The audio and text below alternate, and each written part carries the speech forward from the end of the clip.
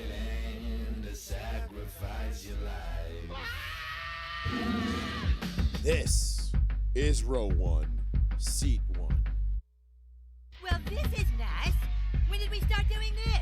Nobody told me about this. I thought everything sucked now. Do you have a card? You get COVID? It's over. COVID said, oh, I see you having a good season. It'd be a shame if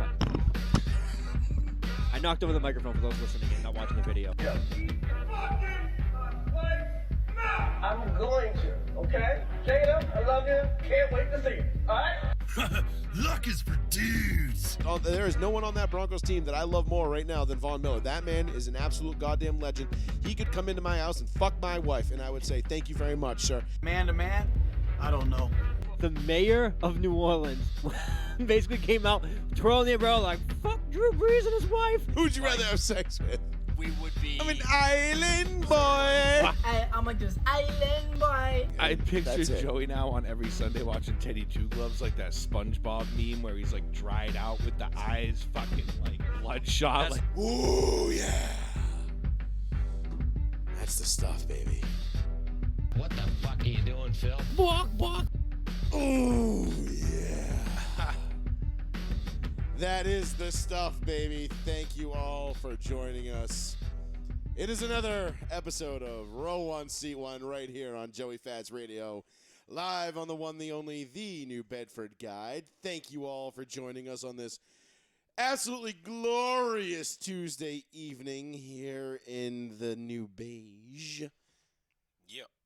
What up, dog? What up? Yeah.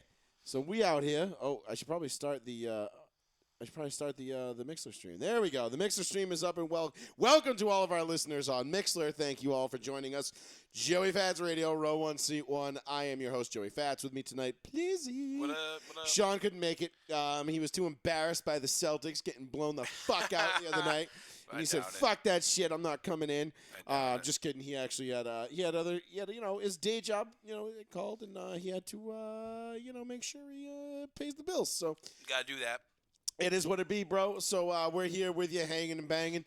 Tuesday night, June the 7th of 2022. Lot has taken place in the last 7 days. We will get all up in that shit. We will obviously be all in on the Celtics and the Warriors leading up to tomorrow night's pivotal Game 3, as they say. Yeah. I've been told tomorrow night is a pivotal Game 3. Yeah, well, it is. It is. I mean, right? It's isn't it always? Yeah. Isn't every game in the finals pivotal? Kind of. Yeah. I mean, you're like, oh man, Game 1, this is huge. We can get the win. Celtics, we can get the win in Game 1. I was gonna say. All right, but now like Game 2, oh shit, this is Yeah. huge because like the Warriors can't lose because if they lose, they're down 0-2 coming back to Boston. But if we win, we up 0-2 going to Boston. And then Game 3 is like, oh shit, the series is split. Yeah. This is pivotal. And then whoever loses Game 3 is gonna be like, well, Game 4 is pivotal. Oh my God, there's so much pivoting. Ask LeBron about how many games can be pivotable. Pivotable. Pivotal. I like it's like in a the series. the analytics. Yeah. Yeah, the analytics. Right. Yeah, which isn't a real word, by the Right. way. Are through the roof. But yeah, every game is pivotal. Pivotal. Yeah. So we'll have all the pivotal games covered here for you about these finals that are currently taking place. We will give you a little bit of the motorsports minute. We got Tom Brady being the weirdest motherfucker of all time. We'll talk a little bit of the new golf league that is set to rival the PGA, which I am absolutely tickled for. Yeah, we'll see how it turns out. Heard a bunch of news about that. Deshaun Watson is a certified freak. We've got plenty of stuff to talk about, plus all of your phone calls. 774-992-8702 is the phone number if you want to give us a call and get your thoughts on the air. We've got, the Broncos getting sold. I know, rumors dude. about Russ Wilson's contract extension and what that's going to cost. Yeah, I heard about that. Which I'm all with it. I'm with it, baby. So let's do it, baby. Let's do it. Let's hit it. 774-992-8702. Give us a call. Make sure you give us a like and a share. And if you like the show, give us a follow over on Row 1 Seat 1 on our Facebook page. Yep. We're also going to the show will be up on Spotify and Apple Podcasts as soon as the show is over. So if you get your podcasting through there, please leave us a 5-star review. Those really help.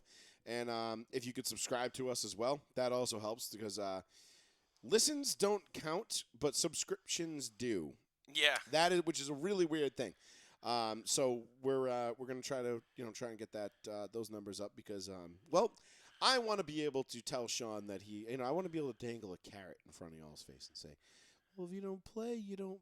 This ain't no Ben Simmons, bitch. You gotta play to get paid. Yeah. So we'll be working on that hopefully as time progresses here. But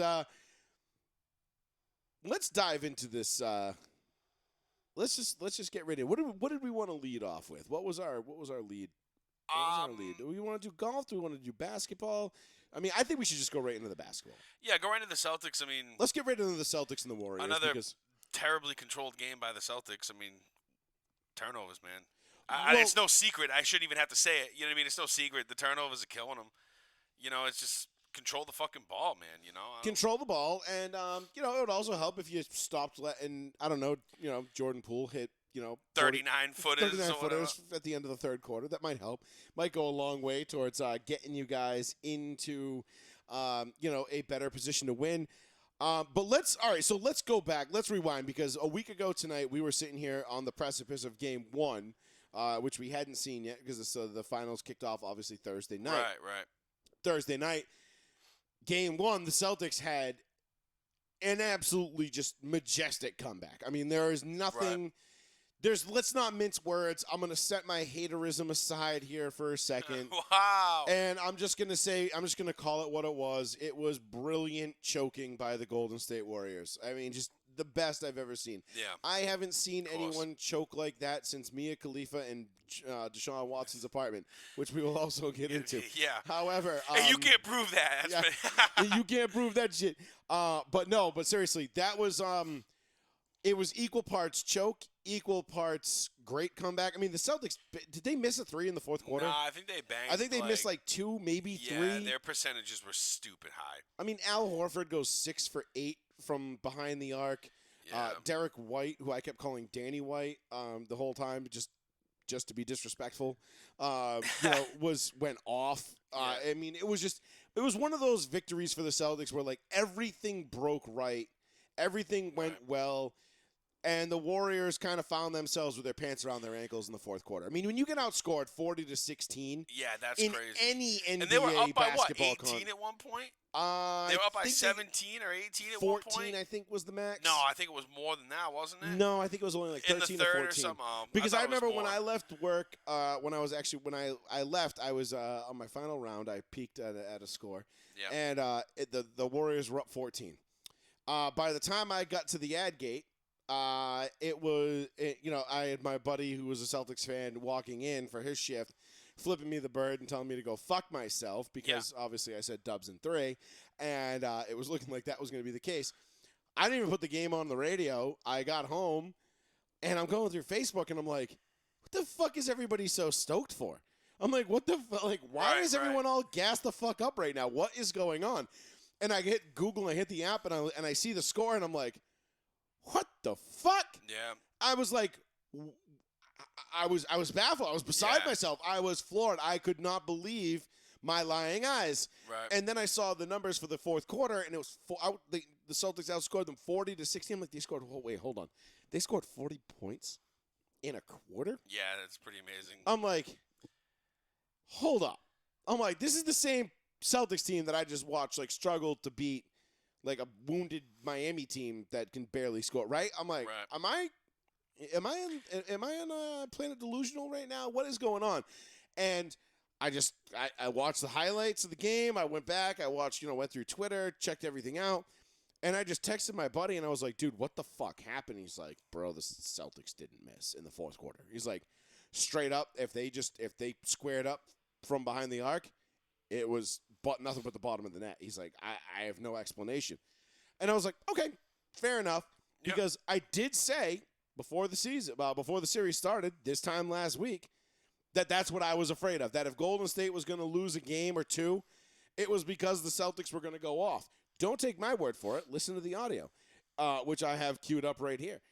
Which it really just boggled my mind how this could have possibly happened. Let me find the thing right here. Okay, so this is me last week on this show stating exactly what I was afraid of. The only thing that scares me is if they have one of those games like they did in the Eastern Conference Finals where they shoot 55% from behind the arc and you're like, "Oh, damn, guess we're going to have to match them." And that's exactly what happened. And Golden State was unable to match it. But that's what I said was going to happen. That's what I said it was going to take for the Celtics to win a game against Golden State. They were going to have to shoot basically the lights out and just outscore Golden State because, listen, I get it. The Celtics have good defense. They have a great team. They got, all this depth and blah, blah, blah, blah, blah. Oh, my God. Like, I've heard it from all you fucking green teamers for 2 fucking months now. Like, whatever. But I did say, and what did the Celtics shoot from behind the arc? Like 51.8%. Crazy. On the game. And they didn't hit shit until the fourth quarter. They were like nowhere to be found, quarters 1 through 3. So, it's not like I'm going out on a thin limb here and I'm like, making this crazy assertion like, well, yeah, if they shoot 50% from 3-point, then they're probably going to win. Yeah, no fucking shit. But nobody thought they were going to shoot 50% from who behind thought that the they were arc? going to shoot that high again? And I wouldn't have. You wouldn't have. You didn't because I didn't. I was also unable to watch the game because I was at work. So but you're also not a green teamer. You're a Celtics fan. You're not a green teamer. There's a difference. Facts. Big difference. So we get through that game. So game 1 happens. Now all of a sudden, oh boy, we're having this is a different conversation. This is a big time different conversation. Holy shit.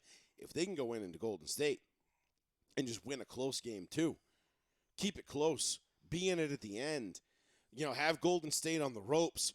Even if you don't win game 2, if you can go in there and just put them on the ropes and make them pull something out of the hat, make, Steph pull a rabbit out of the hat and hit a big, have a big fourth quarter or a big stretch in the fourth quarter, just keep it within single digits till the end.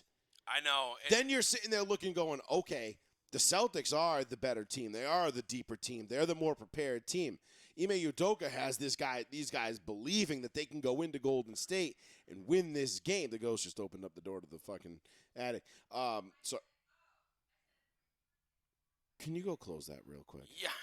Sorry, that just headphones. There you go. Yeah, sorry. Just make sure you push it like tight. There you go. Yeah, thank you. Paul's a doorman. He's a doorman. Fucking doorman. Doorman. Got it. Doorman. But no, what I was saying is if they could have gone into game 2 and just kept it close, and you know what I mean? Now you're saying you're like, okay, we're the better team here. Yeah, but we've got them on the ropes. But the entirely opposite thing happens in game 2. But like you stated before we even got into the conversation, it took fucking Poole to pull 40-footers out of his ass to take that. They were about tied. What was that, the end of the third, going into the fourth? No, they were. It was a close game going in, but I was kind of shit at that. Towards the end of the third, you could feel the momentum starting to get away from the Celtics. The turnovers kept catching up, and plus they couldn't. Which has been the story of the Celtics offseason. I know, and it's like unfortunately, postseason. Yeah, unfortunately, like when they get rolling, dude, it's like they get rolling, and it could happen at any time. It could happen at the second half. It could happen in the fourth quarter. It doesn't matter. But the fact remains that they just, with the turnovers and the inconsistencies, it's just like it was in Miami. It's just like it was in Milwaukee. It's just like it has been the entire postseason. You just have to stay fucking consistent. We've said it the whole time. Right, and the Celtics can't do that. The only thing the Celtics have going for them is that they're undefeated coming off of a loss in the postseason. Right. I'm not going to lie. I think that ends tomorrow night. I don't know, dude. We talked about it earlier, and I'm going to be brutally honest with you. I don't know if Golden State loses again. If Horford and Smart show up like they did last game, then yes. If they show up, if they play like they did in game 2, forget it. This is going to be.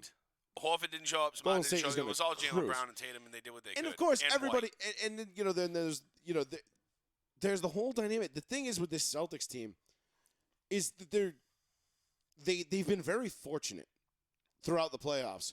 They caught they got Brooklyn, who was just a mess. Okay, I get it. Kyrie and KD. All 4 of those games were tight, close games. Could could have really gone either way. Yeah. You know what I mean? Like Tatum pulled the last minute buzzer in game one. Game one. That was close. You know, as shit. where KD and Kyrie just played Olay defense. They were just like, go to the hole. Hey, yeah, fuck this. Go to the hole. Hit the hole like you are Deshaun Watson. And there is a massage therapist there. Yes. All night, ladies and gentlemen. That'll be a reoccurring theme of the joke tonight. Don't be afraid. It's fine. 774-992-8702. Give us a call whenever you're ready. They played the Nets 4 tough games. Yep. Okay. Arguably, they beat the best 7 seed in the history of 17s. Yeah, whatever, dude. Like, good, cool feather in your cap, sweet, bro. Then they get the Bucks. No Chris Middleton. Yep. Get taken to 7 hard fought games. You know, with the Bucks, which again, another one that is just like, all right, like the Celtics won that. There's nothing in that series that I can sit here and say like, oh, that game should have gone to Milwaukee or that game. No, because most of the games were blowouts, with the exception of like game 3. Yeah. I think when was it Horford that just like barely missed the putback. You know, like it was still in his hand with the buzzer. It was like a Saturday afternoon game or something like that. That was it. So they get lucky with that, and then they go and they get Miami, who just couldn't score the basketball, and it took a Herculean effort from Jimmy Buckets. Yeah. You know, and to get him to where they even were to begin with. So. Right.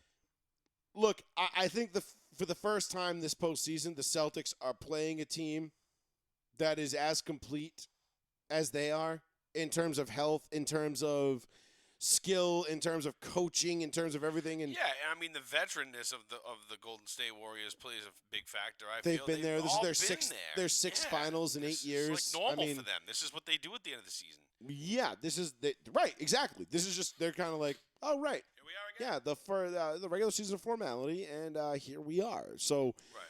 Look, I don't see. Listen. I'm not going to say I don't see Golden State winning out because I don't know that in the NBA I don't know that teams typically don't lose 4 in a row. Sorry, man, I'll just kick my ass again. It's okay. Dude. This rain that we're going to get tomorrow and Thursday, I am so welcoming because it is like I rinsed off my patio yesterday. My patio. And it was a sea of yellow. It was just awful. Dude, my truck is white. It's like neon green. I washed my car yesterday, and it's now coated in yellow again. Like it's just disgusting. It's gross. So I don't see I don't know if the Warriors will win out. Would I be surprised if they won out? No. However, I think the Celtics have too much pride in them to get basically get gentlemen's swept. Yeah. But I did have Dubs in 5 before the series, so I just didn't see it. I figured Golden State would win 1 and 2 at home, then they would win tomorrow night in Boston to put it 3-0. Boston would win Game 4. They'd go home to Oracle or whatever it's called, Chase now, and they would win Game 5 at home. I still think that's possible, but I think more likely now the Warriors probably win it in 6. Right, you think they're just going to go 3 in a row? Because I didn't have them winning. Yeah, I did not have the Celtics winning Game 1. Like I definitely didn't. A 40-16 fourth quarter. Nope, definitely did not. That was not on my radar. Right there, that whole it just shows you the caliber team that the Celtics can be, which pains me to say it. They can be. There can be their potential is they can beat anybody. They're a championship team. Right. I mean, listen, they are in the finals. I mean, look, we can sit here and talk about no Chris Middleton and Miami's shortcomings and the Nets being a mess, but the bottom line is that the Celtics beat who was ever put in front of them, right? And they're still here, right? And they've still survived and they still advanced. So let's not take away anything from them in that regard. Right. Well, that's not what I was trying to do, but I guess. No, I know you were. I'm saying for me as the resident Boston hater, right?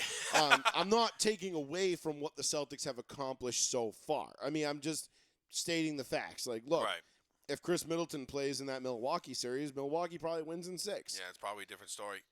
It's not Boston 7, it's Milwaukee in 6, maybe even 5. I don't know. Right. But but you know what? That's the beauty of sports. Injuries are the great equalizer. Things happen, and you have to adapt and overcome. This is why you love sports, right? Yeah, pretty much. I mean, because do of I the hate drama. people getting hurt that I love? Hell no. But like you said, it evens the playing field in most cases. You know what I mean? Yeah. So the Celtics Warriors tomorrow night, Game 3, pivotal. Game 3 in the Garden. Listen, I'm gonna go out and I'm gonna say right now my prediction for Game 3. I think the Dubs take it. I think Golden State is the better team. They're better coached. Not to say that Udoka isn't going to be a great coach, because I think in his first year he's already done things that Brad Stevens couldn't even dream of doing. Right. Which is get the most out of a pretty talented team and get them to figure out how to play team basketball. Right. Which we watched Brad Stevens flounder around with arguably more talented teams.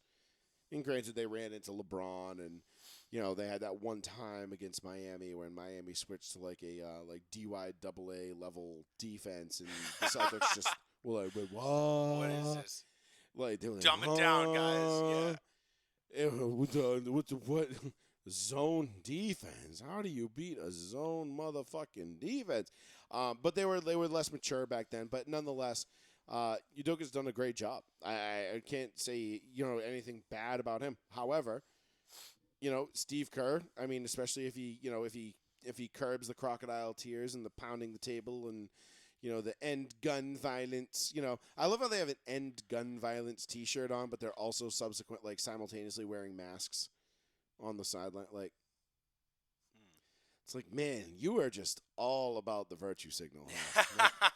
You're just all in on You're that a shit. hype beast for that shit. Yeah, I wonder if he'll pound the table about the 10 mass shootings over the weekend or whatever that left 13 people dead and 40 something wounded, but probably not, because they all took place in like Chattanooga, Tennessee, and Chicago and Baton Rouge, and right. Places that are there was no white kid with an AR-15, so there's really no reason to be upset. Right. But nonetheless, I digress. We won't turn this into a Steve Kerr bashing session, even though I could go on for hours about that fucking phony. But nonetheless, back to the Celtics, the Warriors. I think the Dubs take it tomorrow night. Game 4, I think, will be massive. It's just Sunday night is going to be huge. Yeah. Regardless of who wins tomorrow night, Sunday night obviously will be the bigger of the two games, because whoever loses tomorrow night still has a chance to even the series. I think Celtics come out tomorrow night and win, just because obviously they're playing at home more comfortable. I think maybe it'll take. Really, I think they've been a pretty poor home team. I do see. Their road. What are they, 8-2 on the road? And the only thing they have going for them too is that they're undefeated after a loss in the postseason. I just think a team is going to take, and I'm hoping that this is. I mean, with any team, it takes It takes you a game to acclimate, I guess, or it takes you a little while to acclimate to. But they got blown the fuck out on Sunday night. In game 1. I know. Celtics went over and they were just like, fuck you. Well, no, the Celtics blew them out game 1 because they had that ridiculous fourth quarter where they shot, I think their fourth quarter 3-point shooting, I want to say they were like 8 for 11 or 9 for 12 or something like that. Like, they shot like 75-80% from the arc. Right. In the fourth quarter of game 1. It's going to take Horford and Smart to get 20. It's not going to happen again. And even if they do, even if Horford and Smart do get 20. Because we know Tatum's going to get 30. Tatum is he though? Yeah, I think he's going to drop 30. He's the softest fucking superstar, and I will use that very loosely, I have seen in a long time. But define soft superstar in this day and age in the NBA, which is something I think we were going to talk about earlier about past 80s and even what Cedric Maxwell said and stuff like that when it comes to how Draymond Green acts these days and shit like that. This is the new NBA. I mean, soft is what? I mean, do I hate the flopping and the fake injuries and the trying to play it off and shit? Abso-fucking-lutely. But unfortunately, is the product that's on the field today, or on the court, I should say, and kind of just got to deal with it and run with it. I don't think Tatum's soft. I just think that if he gets in his own head, that's exactly what he does. He just gets inside his own head and he starts missing and he has a shit game. Yeah, but if he comes out and he's on, dude, it's like, dude, some of them fadeaway jumpers, some of them shits that you saw the other night, dude, when he was hitting, even though they lost, it was like, damn, bro, this dude, he's on when he's on. His skills are there. Right. But it's the mentality, it's the mindset. Okay, game 1, right? Everybody was slobbing his knob because, well, he realized he was having a shitty night scoring, so he became a facilitator and a distraction, and that's what got them the win. Okay, So what happened in game 2? Did he just forget how to do that? Right, because it's like you never know what Tatum you're going to get. Right. You and don't. unfortunately, those are two very different Mentally, Tatums, he's soft as shit. know? He has no idea. He's super immature. We talked about it last week. He's super immature. And I believe he's soft. I don't care. Like, he needs time to develop. Like, this is still going to develop. And to answer one of the questions in the chat room, yeah, I believe game 2 was the real Celtics. I believe game 2 was a clearer look at the difference between these two teams than game 1 was. Game 1 was Game 1 was a total anomaly. Game 2, you mean to tell me This isn't the first time we beat out a postseason opponent by 20 points. No, I know, but I'm just saying, when you talk about Golden State and the Celtics, if I told you that Golden State, you told me game 1, okay, great. Like, let's take the 40-16 fourth quarter off the table real quick, and you just say Celtics win 120-108. They win by 12. You're like, okay. Or you go to game 2 and the Warriors win by 20 plus or whatever it was, whatever the final ended up being. Right. Which one is more like, okay, you look at game 1 and you say, all right, like, I could see the Celtics winning a close one. You know, it's tight at the end and they eke out and they get in the foul, you know, whatever, the things go well for them. Or you see that Golden State wins by 20 plus. Like, yeah, of course Golden State's going to win by 20. When Golden State wins, they're going to blow the doors off of you. Yeah, but Golden State won by 20 plus when we again had 15 or more turnovers. But that's what the Celtics do. They've done it this whole postseason. We talked about it last week. I wonder how many games. I'd like to go back, which I don't have. Should not have hands to touch a basketball. If somebody knows, I want to see like the chart or the graph or whatever on how many games we've won and what turnovers. I want to see, like, you know, through the series. You know what I mean? Through Brooklyn, through Milwaukee, through the Heat, and obviously whatever first 2 games we have for the Warriors. How many turnovers did we have and did we win? If it's 15 plus, I bet we lost. I bet there's a shitload of games. Well, yeah, I mean, but that's like saying, it's like, oh, did my quarterback throw 3 interceptions this game? Well, we probably lost. But yeah. Yeah, but I want to see, you know what I mean? There's obviously like there's a main correlation. So when you look at like the advanced metrics, if you will, or whatever, right. like Tatum was what, minus 36 in game 2? I mean, that's like, you're better off just benching him at that point. Yeah, something like that. So, which they're not going to do, obviously. We know that. But the point is that Tatum was so bad in game 2. But he got all this praise in game 1. We praised him in game 1. Oh, he recognized that he couldn't hit a shot. So he started becoming a facilitator. Okay, what happened in game 2 then? Because, you know, game 1 was great. Cool. Like, that was awesome. Great win for the Celtics. But game 2, in my opinion, was closer to reality of what this series will end up being than game 1 was. What do you think is more likely? The Warriors winning by 20 plus on any given night, or the Celtics outscoring the Warriors 40-16 in the fourth quarter? Yeah. I mean, I'm just being honest here. Like, this is not, and this isn't, you know, put your oven mitts away. This isn't a hot take. You know, I'm not saying anything that, you know, anybody who has 2 eyes and a brain that watches basketball couldn't figure out. I'm just stating the obvious here. And it just so happens that the Celtics were the beneficiaries of Golden State being up 14, 15 points, whatever it was in game 1, completely took their foot off the gas, and the Celtics went unconscious in the fourth quarter from behind the arc. I mean, okay, cool. They're an NBA team. They'll make you pay. You know, they're not a bad NBA team. I'm not saying the Celtics are, you know, some shit bum team that shouldn't even be here. I mean, granted, right. I could come up with about 1,000 reasons why they shouldn't, but here they are. And that's the way the cookie crumbles. That's how shit goes. Right. They're here. They're in the finals. Another 1,000 reasons for any other team. Yep, that's exactly. I could make up a million reasons for any other team that you know, as to why they should or shouldn't be where they're at.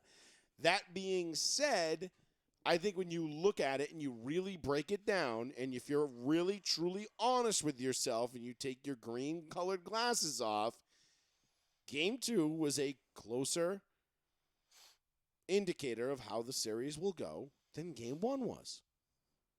Now, I'm not saying the Celtics can't win it. I don't think you're wrong on that. I don't think it's going to be a blowout like that every time, like in the Celtics' favor. No, of course not. If it's going to be a blowout, I'm assuming it's going to be Golden State. I mean, yeah. Well, both teams got blown out by 20 points in these 2 games, so it's no, the Celtics won by 12. Oh, 12, whatever. Well, they came back from 20. But they were down 15 or 14. Right, so, right. you know, again, yeah, they outscored them, 24 points. I mean, yeah, it's crazy. in the fourth quarter. So crazy. that's ridiculous. That doesn't happen in the NBA. That was the biggest discrepancy in terms of like blowouts in a quarter in NBA Finals history. I want to say. Was it? No Yeah. shit. Yeah, I don't think that's ever happened to that degree ever before. Right. But nonetheless, we have Game 3 tomorrow night. We'll see.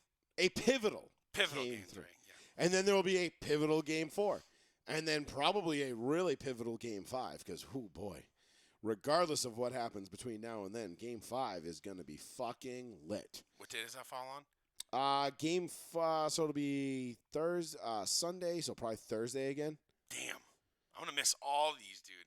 Because Game 3 is tomorrow night, Wednesday. Then Game 4 is Sunday night? Did we do this?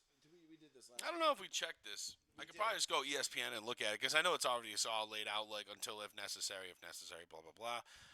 But I think I looked. Right, I'm but gonna miss a all right. pretty So good we've got amount. you've got tomorrow night, obviously 9:00. Yep. Game 4. Oh, Game 4 is Friday night. Sorry, Game 4 is Friday night. Okay. I just assumed it would be Sunday. Game 5 is Monday night. Oh, good. I'll catch that one. So at And least I'll then catch 5. Game 6 is Thursday night, and Yes, then sir. Game 7 will be Sunday night. Miss both those. So I'll catch 5 again. you've got Wednesday, Friday, Monday, Thursday, Sunday. I hate the way the NBA does this Yeah, whole it's new kinda schedule crazy. thing. It's just I liked it better when it was what was it? It was Tuesday, Thursday, Sunday. It was like every two. Yeah, it was Tuesday, every Thursday, other, Sunday. Right? Tuesday, Thursday, Sunday. Tuesday, Thursday, Sunday. Yeah. And then Game 7 was a Sunday. Yeah, that was like the 40 games and 40 nights thing, right? Tuesday, Thursday. Or it'll be you have one like random like Monday game or something like you'd start Yeah, on Monday or some shit. I forget. yeah. But nonetheless, you'd start on Thursday, so you go Thursday, Sunday, Tuesday, Thursday, Sunday. Game 6 would be on Tuesday. Game 7 would be on like a Thursday night or a Sunday night. Or, Yeah. it always end up being on a Sunday, but whatever. Who gives a shit? Nonetheless. Right. Game 3, pivotal Game 3 tomorrow night. Joey Fats Radio, row 1C1. Yo, what's up, boys?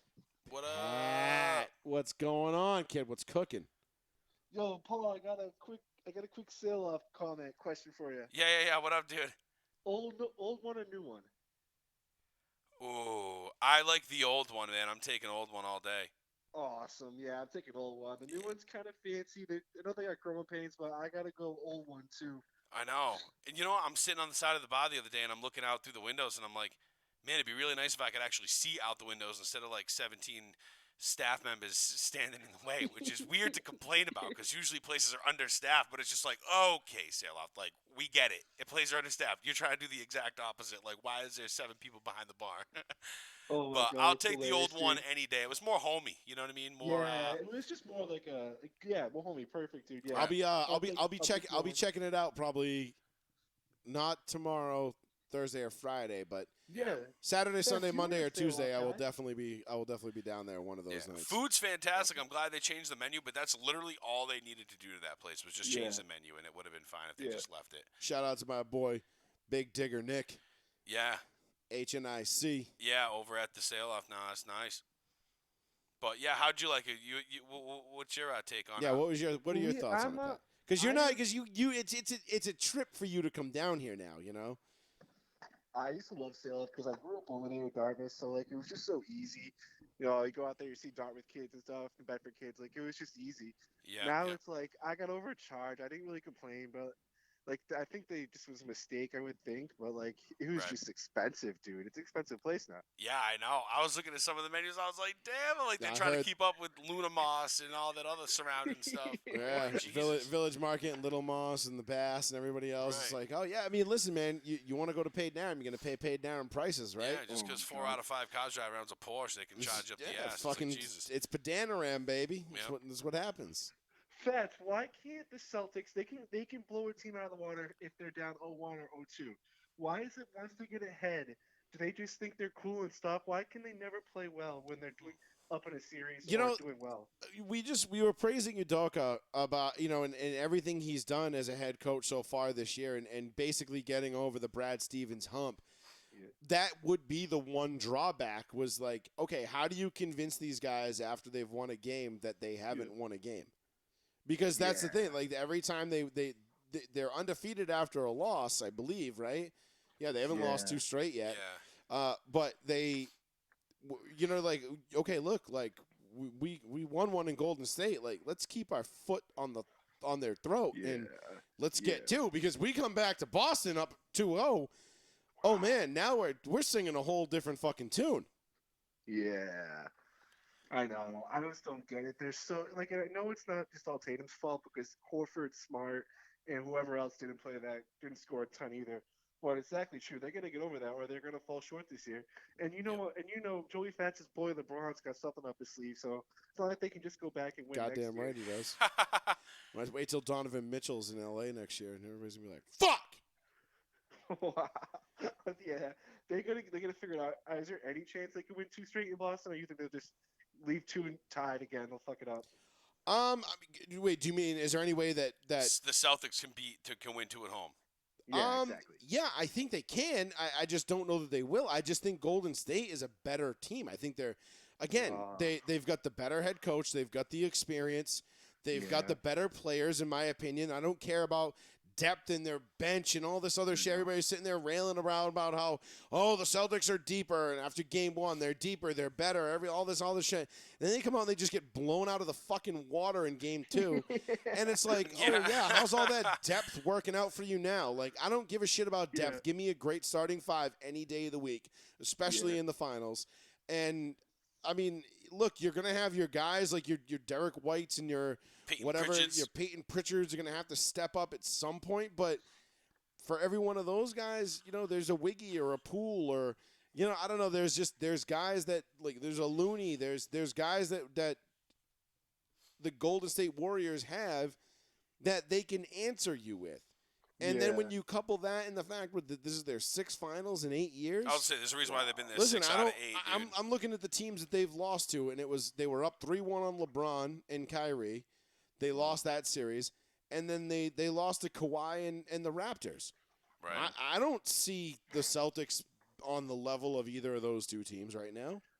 And remember, we all forget Jimmy Butler basically said "fuck your depth" and almost beat us. He just missed a 3-pointer. Right. Seriously. After playing every second of the game.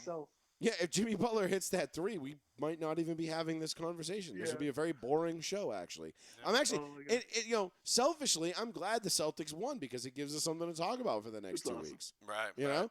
I mean, I'm not rooting so much against the Celtics, but I'm rooting for row 1, seat 1. And this gives us great content, First of all, I root for myself, because I'm me and I like being me. And I root for me. And then I root for the show. And whatever makes the show great, that's what we get and that's what we want. Right. Oh, I forgot too, guys. I could ask both of you this. What's going on? I was heading to work. I heard something about Deshaun Watson fucked up again or something. Oh, yeah. We had a whole segment planned out for that. I can listen later. You guys don't have to answer. I'll listen later. We got a whole Deshaun Watson thing coming up. I'll be listening, boys. The boy is a deviant. Oh my God, I'll be listening. I'll be here. He's borderline sexual predator. Well, maybe he's already well over that. I think he might have crossed the border a little bit. Convicted sexual predator. Yeah. Pat, what's your prediction for tomorrow night? If I'm not gonna lie, just be completely honest, I think they're gonna come out, play really well. Tatum will go off, and I think the next game is gonna be the one where we're really gonna just sit there with our popcorn because they really do have to get over that not winning 2 straight thing. All right, so you got Celtics tomorrow, Golden State on Friday. Yeah, I got splitting in Boston. Unfortunately, I won't lie. Me too. I do too. That's what I was just saying. I mean, look, hey, if you can split, if Boston can split these next 2 games, that's a win. Yeah, of course. Yeah, you're right. If you can get it to a best of 3, I know you got to go on the road and play 2 of those, but we're a good road team. I like our odds. Celtics are better killing on the road. Yeah, they've been better on the road than they have at home. So I wouldn't be upset about that if I were you, Pat. Yeah, I got split in Boston. Definitely. I mean, I'll be rooting against you with every fiber of my being, but I would rather see tears and flow through the streets of Lansdowne Street than duck boat parades. So. Oh my God, that's hilarious. Fucking hate those duck boats. I wish they would just blow them the fuck up. We'll be talking this offseason. I bet you your Lakers will be back next year. 100% they will. That's the beauty of being a Lakers fan. We're only one off season away from being a championship contender.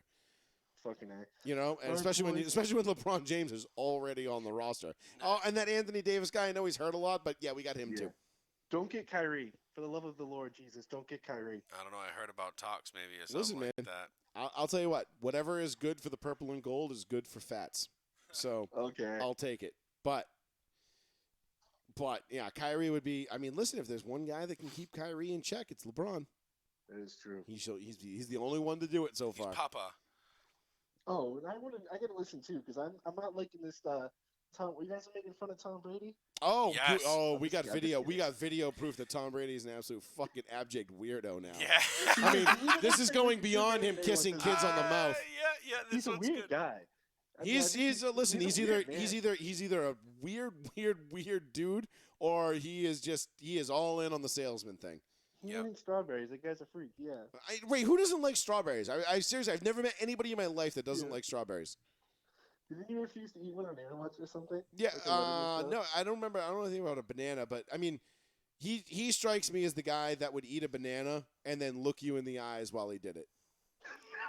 He strikes me as the guy that would like cut one up and eat it with a fork. Oh my god. You No, know? he would No. definitely- or he would eat it the long way, like corn on the cob. No. Like, oh, I'm not gay, guys. Seriously, look, I eat my banana. Oh my god. That's hilarious. But yeah, no, but we got video. We got good video of Tom Brady being a fucking little bit. Just blurring some lines here, man. Doesn't he Blurring swim some with like lines. these naked kids? Oh, no, I'll quit while I'm ahead. I'll stop while I'm ahead.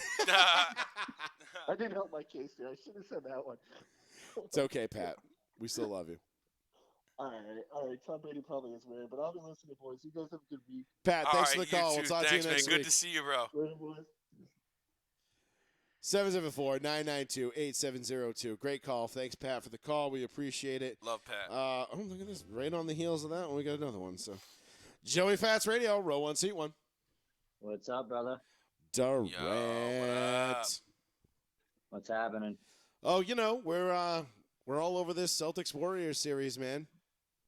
Yeah, I was trying to call last week. I actually listened to your whole show, but I was working on the car and just wasn't Oh, don't sweat it, brother. wasn't able to happen. we But saw- I actually listened to your whole show last week, so I'm still sticking with my Warriors in 5, man. Listen, I said Warriors in 5. I'm inclined to stick with it as well. I think Game 2 was more true to the course than Game 1 was, and I just think the Warriors are the better team, the more well-coached team. They have more top-end talent, which we all know is what wins you championships in the NBA. And I'm not saying the Celtics couldn't go all 04 Pistons with it and, you know, pull the rabbit out of the hat, but I really haven't seen that level of commitment out of them, and I'm not inclined to believe that they're going to be that good. Yeah, man. I mean, I'm sticking with my pick. I mean, I made my prediction last year with Bucks and 6 on the show. I was right on the money. You know how we do things on air. We first guess things. Absolutely. So I mean, I'm sticking with my pick, man. Yeah, and I think you're smart too. I mean, especially if Golden State can come out tomorrow night, if they can get the win tomorrow night, I think this series is a wrap. Yeah, I honestly, I think it's going to be another blowout tomorrow, and then the Celtics will make Game 4 a little bit closer, but they're going to lose a close one in Game 4, and then it'll be there for the taking in Game 5 in Golden State. If Golden State goes back to Oakland up 3-1, mark my words, Game 5 will be a absolute bloodbath. Yeah, It'll be over before it's halftime. a little bit of a stretch to say Golden State's going to go into Boston and win both games. It definitely is. But the thing it's is, a little bit of a stretch. I'll give it that. But if anyone can do it, it's Golden State. Hell yeah, that's what I'm saying. I don't really think it's that much of a stretch at all, especially with, like I said, how inconsistent you can see the Celtics being. And we didn't even talk about Draymond Green's comments after Game 1 when he came out after the game and was like, "Yeah, we basically dominated for like 41, 42 minutes, and you know we let up." He's like, "Al Horford, Derek White, like, yeah, okay." Just catch a wreck on Jaylen Brown trying to see his junk. Yeah, and like they were like, and he just basically called him out. And was like, "Yeah, that ain't gonna be the case. We're not worried about that." And then Game 2, played out pretty much exactly how Draymond Green imagined it would have in his Game 1 post-game Yeah. presser. And imagine they really do, they won game 1. Imagine they lose 4 straight. And then, you got Marcus Smart over here saying they would have beat Golden State in 2018. It's like, buddy, you didn't even get past LeBron and Jordan Clarkson. Right. Yeah, there was, that Like, was come on. the infamous I ain't trying to J.R. hear that. Smith. I was drunk on Hennessy before the game series, But no, you're right. I get it. Listen, if the Celtics lose 4 straight, I'm not gonna lie. I'll be surprised. Yeah, I would be. You don't even 4 typically straight. NBA teams that get to the finals in the NBA typically don't lose 4 straight. I think Golden State in 6 is a much more realistic, prediction at this point. If you're still picking Golden State to win it. That being said, I wouldn't be surprised if Golden State won 4 in a row. And that's not so much as an indictment on the Celtics, not so much as me saying, like, the Celtics are shit and they're going to lose 4 in a row. No, I just think Golden State's that good.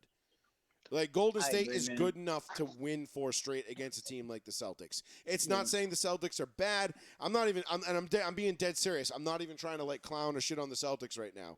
I just think they're in over their heads. Yeah, I agree. I think, especially if Golden State decides to, play a little bit of defense. Yeah,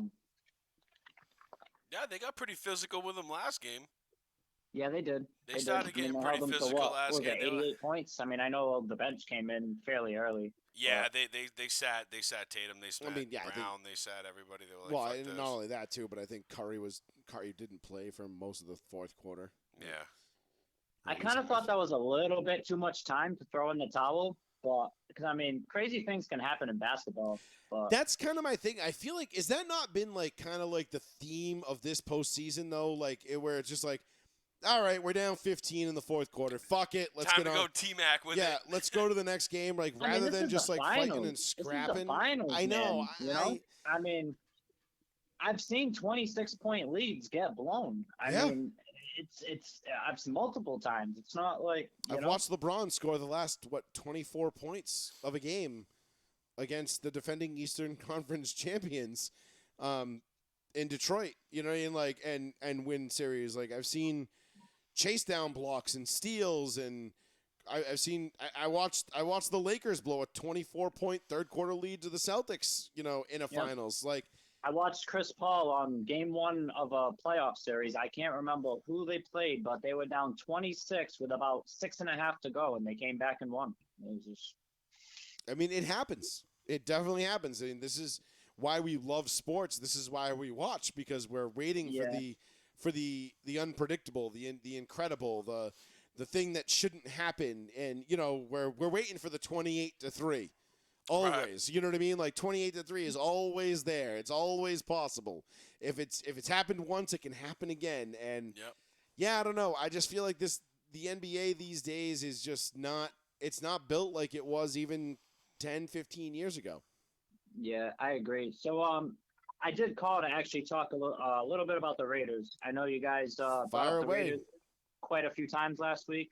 Like I said, I did listen to just about the whole show. Just wanted to get into a little bit of that. I don't know if you guys are following the John Gruden versus NFL case, but as of now, it's looking good on Gruden's side. It's looking good on Gruden's side, and it's looking great on NFL fans' side, because now we're going to get a glimpse into shit the NFL never wanted us to see. Right. Which is always a win for us. Now, Goodell's in jeopardy of losing his job. Yeah, I saw that. Goodell listen, I watched the 20-minute YouTube video on the Gruden case, and you should have heard the judge, man. I mean, this is coming up in the court. They're trying to, justify, the things that were said in these emails, and the judge is like, yeah, but that was years ago. He wasn't even employed by the NFL. Right. No, I get it. Trust me. Brought up in court that was astonishing was, the Raiders were 5-2 and leading the AFC West before they leaked the emails.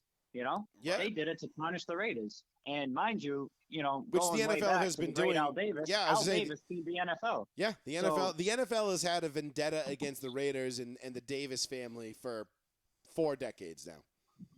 I mean, I know we've been bad the last like 20 years. Like, I get it, but you know, we've also been the most penalized team, and is that something to look into? It's like, I don't know. I mean, when you start seeing all this stuff come out, it definitely makes you ask the question. I mean, do I think the Raiders have been self-destructive over the last 2 decades? Yes. Tom Cable, Art Shell, Dennis Allen. I mean, there's just been a myriad of terrible trust me, I know. GMs and head coaches. I mean, when Jack Del Rio is probably we had like a decent 8-8 season with Darren McFadden, and like that's really all I can remember going back 20 years. After the Super Bowl, it was I mean, it was downhill. I mean, y'all took Robert Gallery in the first round of the 04 draft, and it was like, God damn, this is okay, great pick. The Raiders are going to be right back in it, and then it was just torpedo after torpedo after torpedo, and they just never recovered from it, and it was just bad. I mean, come on, Kerry Collins, there was just. But I mean, getting back into everything, that's going on. Right, but to that Gruden's point, winning. To that point, Durant, my final point of that whole thing wasn't to bring up the Raiders' shortcomings to shit on the Raiders. I mean, that's no, you're good, man. That's easy to do. The whole point of that was to piggyback off of what you said when you said, is that worth looking into? Yeah, I definitely think it's worth looking into because, listen, what's one way to keep a bad team down? I mean, pay the refs a couple bucks to make shitty calls. Make sure the league helps keep them down. I don't know. Like, there is the egos in the front office and the ownership level and the administration level of the NFL are nothing to spit at. Right. There are massive egos. I don't believe Mark Davis wanted to, fire Gruden, which is why, hand to God he didn't. He gave Gruden a stake in the team. Gruden resigned, he didn't fire him, but he was forced by the NFL, and that's where this is coming up in court. That's what's coming up in court. So. Absolutely, it is. Good, and this Team Gruden. I'm Team Gruden all the way, 100%. I'm Team Gruden. This is the one time I'll root for the Raiders is when they go in, they get into a legal battle with the NFL. So you know what Mark Davis wants to do? He wants Kaepernick on the roster so Colin Kaepernick can get a ring. That's the biggest way to stick it to him. That's actually a fairly funny point because I don't think the Raiders are going to sign Kaepernick. I believe, if they believe he's trying to stick it to the NFL in any way possible. That would make a lot of sense. That would make a lot of sense if that was the reason why they brought Colin Kaepernick in. Because honestly, nobody can really figure out why they would bring him in. He hasn't played in 5 years. He wasn't good the last time he played. And there's really no reason to bring him and all that baggage into a team with a brand new head coach, brand new GM. You've got Carr going into his 8th season now, 7th season, and you're trying to get him over the hump, and then you want to bring in this distraction. Doesn't make sense unless you have ulterior motives, and that underlying motive is to say fuck the NFL. Yeah, see, I believe Goodell urged owners to not sign Colin Kaepernick based on the situation, and at this point with the whole lawsuit with Gruden and all that, I think Mark Davis is like, fuck you, I'll fucking sign him. I'll sign him just to spite you. Right. He'll sign him just out of spite, and I think that would be. I mean, we know who the starter is, so it's not anything like exactly. that, And if Colin Kaepernick was going to get signed by any team, right? Let's just say hypothetically, let's just break this down. It would have to be a team where there was going to be no question as to whether or not who the starter was, right? Colin Kaepernick could not go to, say, Seattle right now and not just because that would cause an absolute shit show. You would have Geno Smith, Colin Kaepernick, and Drew Lock competing with potentially Baker Mayfield for the starting quarterback job. Like, this would turn into an absolute PR nightmare for any team unless you were, I don't know, the Kansas City Chiefs, the Oakland Raiders, basically any team in the AFC West, the Packers, the Bucks. I don't know, maybe a couple other ones, but there is that element to it, Durant, and I don't disagree. I don't even hate that idea. I think because that would be such an Al Davis move. Yeah, I wanted to call last week and talk about it because you guys did bring up the Raiders a few times, but we did. But we yeah, did. man, that's everything I just laid out there. I truly believe that's kind of And listen, what it is. I would I be surprised if Colin Kaepernick was on a roster opening day? Yes. But if I was gonna put my money on any roster, listen, man, if Mark Davis wants to honor his dad, then yeah, sign Colin Kaepernick. Fuck the NFL. Fuck Roger Goodell. Fuck Pete Rozelle. Fuck Paul Tagliabue. Like, just go right down the list of everybody that ever fucked with Al Davis. You know, fucking the pride of Taunton, Massachusetts.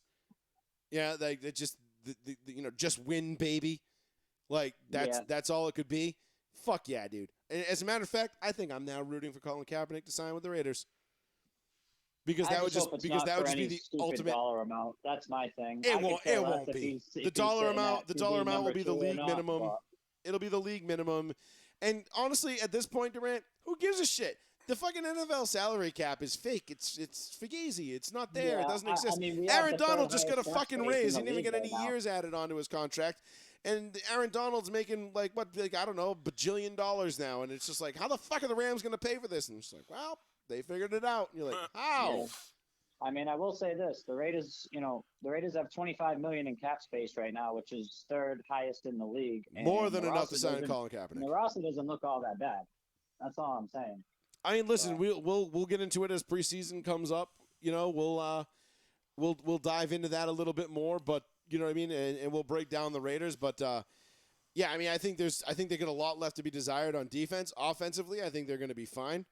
You know, Devontae and Carr. I think that's you've got Renfro and Waller. And look, I like the Raiders' offense a lot.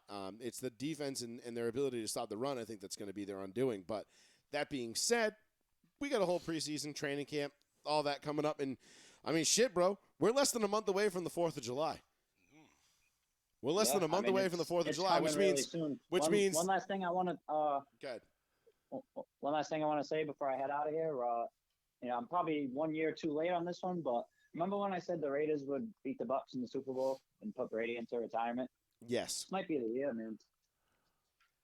I'm not going to go that far yet.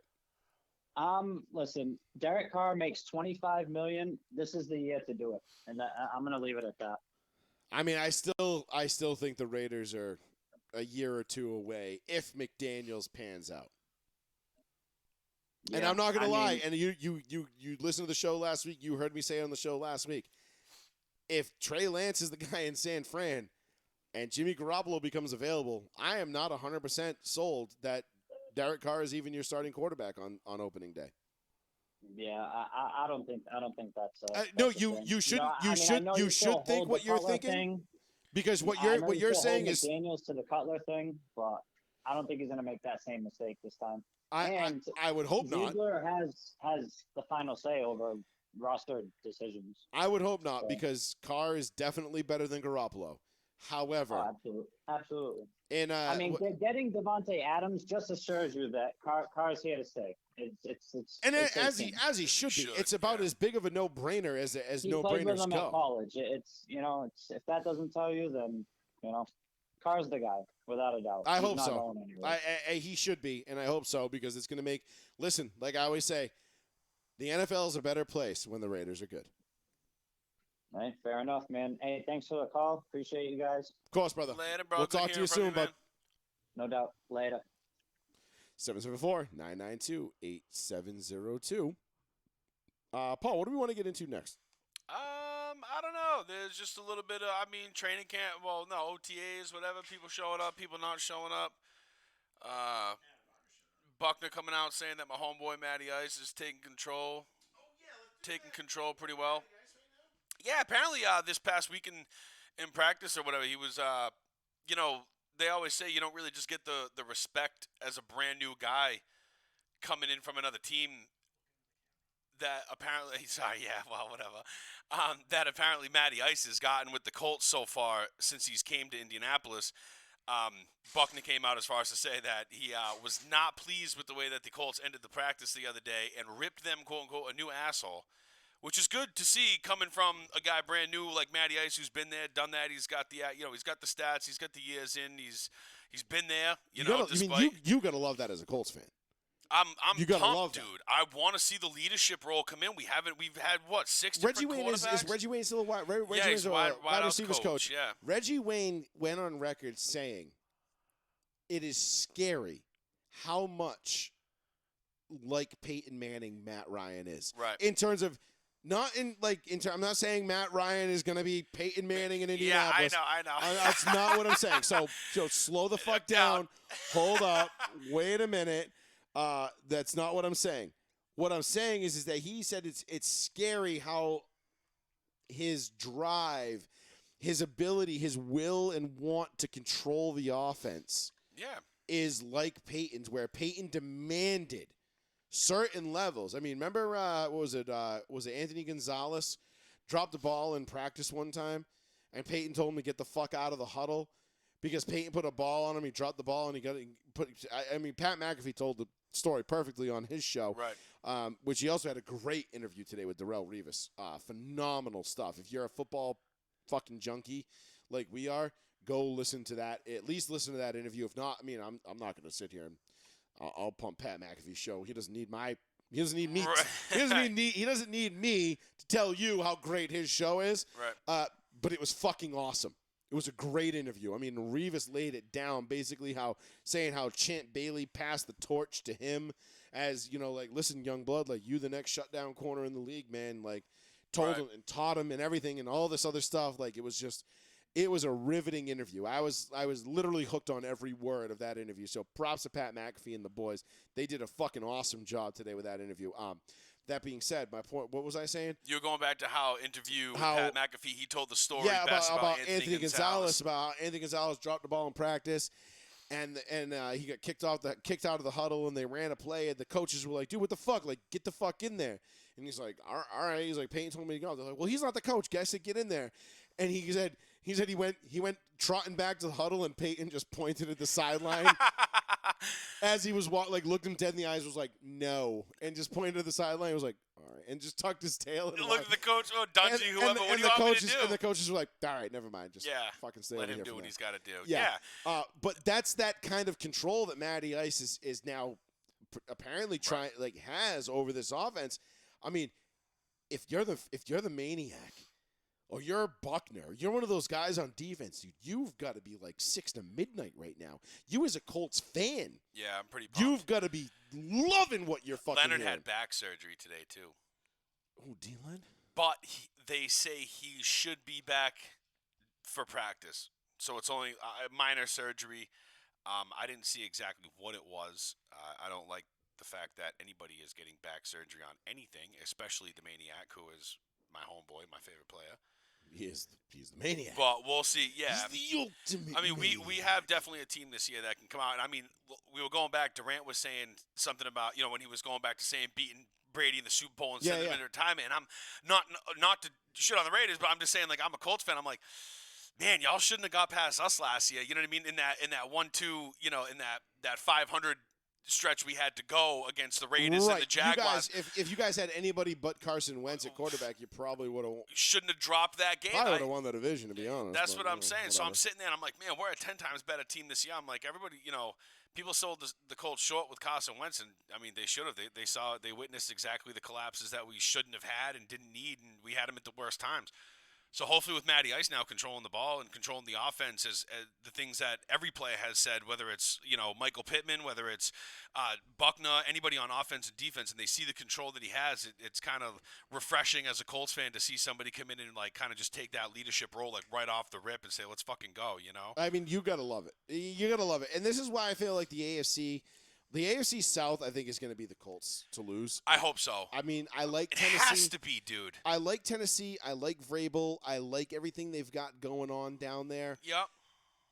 Henry's getting rid of obviously A.J. Brown, though. I don't know. I don't want to sound like Tony Romo. I don't know. But at the same time, look, Tennessee, I feel like took a step back this offseason. I don't think they got better. Jags, I think, got a little better. Jags are on the upswing. They're on the upswing. We talked about like it. that shit. We talked about it in free agency. The Jags are on the upswing. Talking about bananas, I don't like that shit. I don't like that shit. I don't like that shit one bit. Was that Belly? Is that Belly? Yeah. Belly. Yeah. The Bumbleclot. Yeah. Yeah. I don't like that shit. I don't like that shit one bit. Yeah. It's a fucking great movie. I Dude. know. Fucking great movie. But that's Speaking what of I'm great movies, we both saw Top Gun. We got to talk about that after. Yeah, sure. No spoilers. Don't worry. But nonetheless, no, you got to be loving this, dude. As a Colts fan,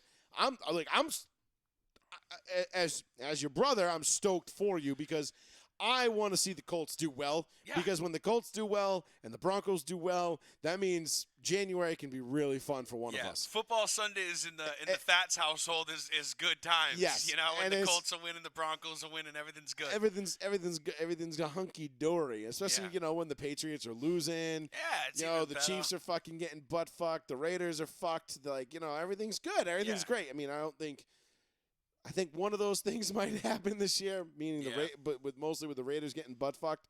But again, we'll get into the Raiders as the preseason rolls along here. Yep. But I've made my predictions pretty clear. I think it's going to be Broncos, Chiefs, Chargers, Raiders. Right. Or I could actually see the Chargers jumping the Chiefs. I really could.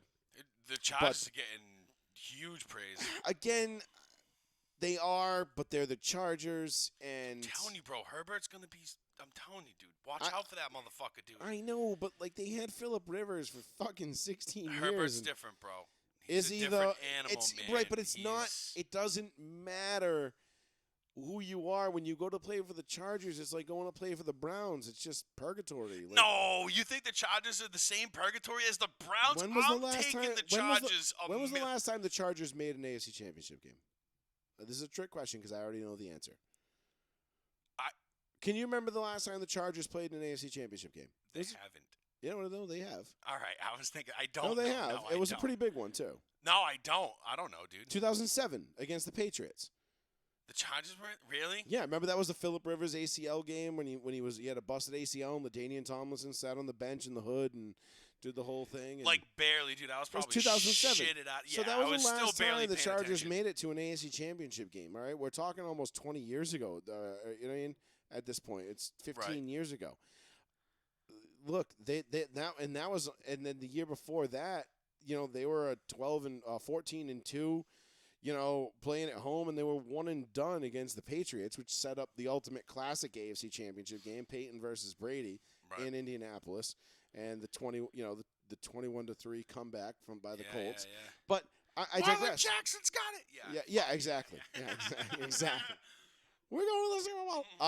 And then, Sexy Rexy and the Bears coughed it up. It was great. But, I'm just going to throw it longer and deeper next time. Throw it longer and harder and deeper. Yeah. Sex cannon. Fucking Sex Cannon was Fuck happened to him? He just dropped off the dude. face. I loved the Sex Cannon era of the NFL. But nonetheless, backtrack, rewind, back on the rails here. Yeah. If you're a Colts fan, dude, you're gonna be stoked because right now, you're looking at the South. Jacksonville's on the upswing, yes, but they're not there yet. Tennessee, I feel like they got worse this offseason. Yeah. And you guys were basically 2 really shitty passes away from sweeping them last year. Right. So you got that going for you. And then, whoever's whatever with fucking Houston, you don't know what you're going to get out of them. And they're Not just right now, yeah. They're looking like more and more like a 5-6 win team unless Maybe. everything goes really right. And maybe they get 8, but who cares? Yep. Matty Ice is going to come in and do what Carson Wentz couldn't, which Right. is, take care of the ball, but also put you in position to win games. Right. Carson Wentz took care of the ball for most of the year. Yes, he did. Yes. I can't shit on him with that never throwing a pick on the road for 18 or I'm telling you, 17 dude, weeks. Matty Ice in Indianapolis, if you're looking for a nice, because they got to be plus 3,500 right now to win the Super 25 or 3,500. Yeah. to win the Super Bowl. Then you go drop a bean on a futures bet on that. That's a nice bet right there. I wouldn't mind it. It's a nice bet. I think right now, if we could do something, with T.Y.'s uncertainty and things like that, and he's getting old, injury in his last year contract and whatever he's going to be gone soon.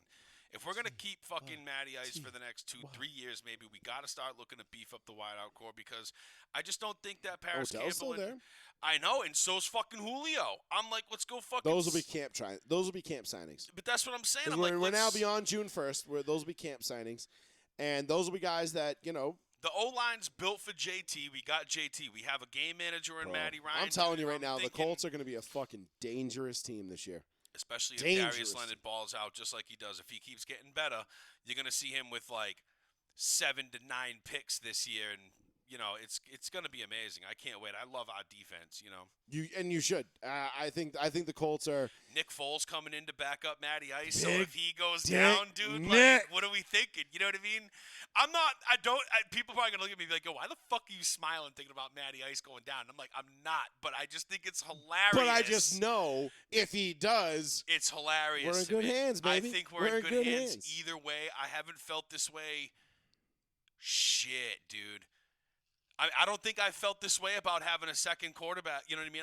Our second string quarterback ever, really. No, I why mean, would you? We had what, like Jim Sorgi, Curtis Painter, Dan Orlovsky. Yeah. Fucking. The only other one that I liked was Hasselbeck. Yeah, You know what I true, mean? That right. was it. Matty, the original Matty Ice. Yeah. So I'm like, that was about Yeah. it. And now it's like, damn, we got 2 solid quarterbacks. I think calling Nick Foles solid. I mean.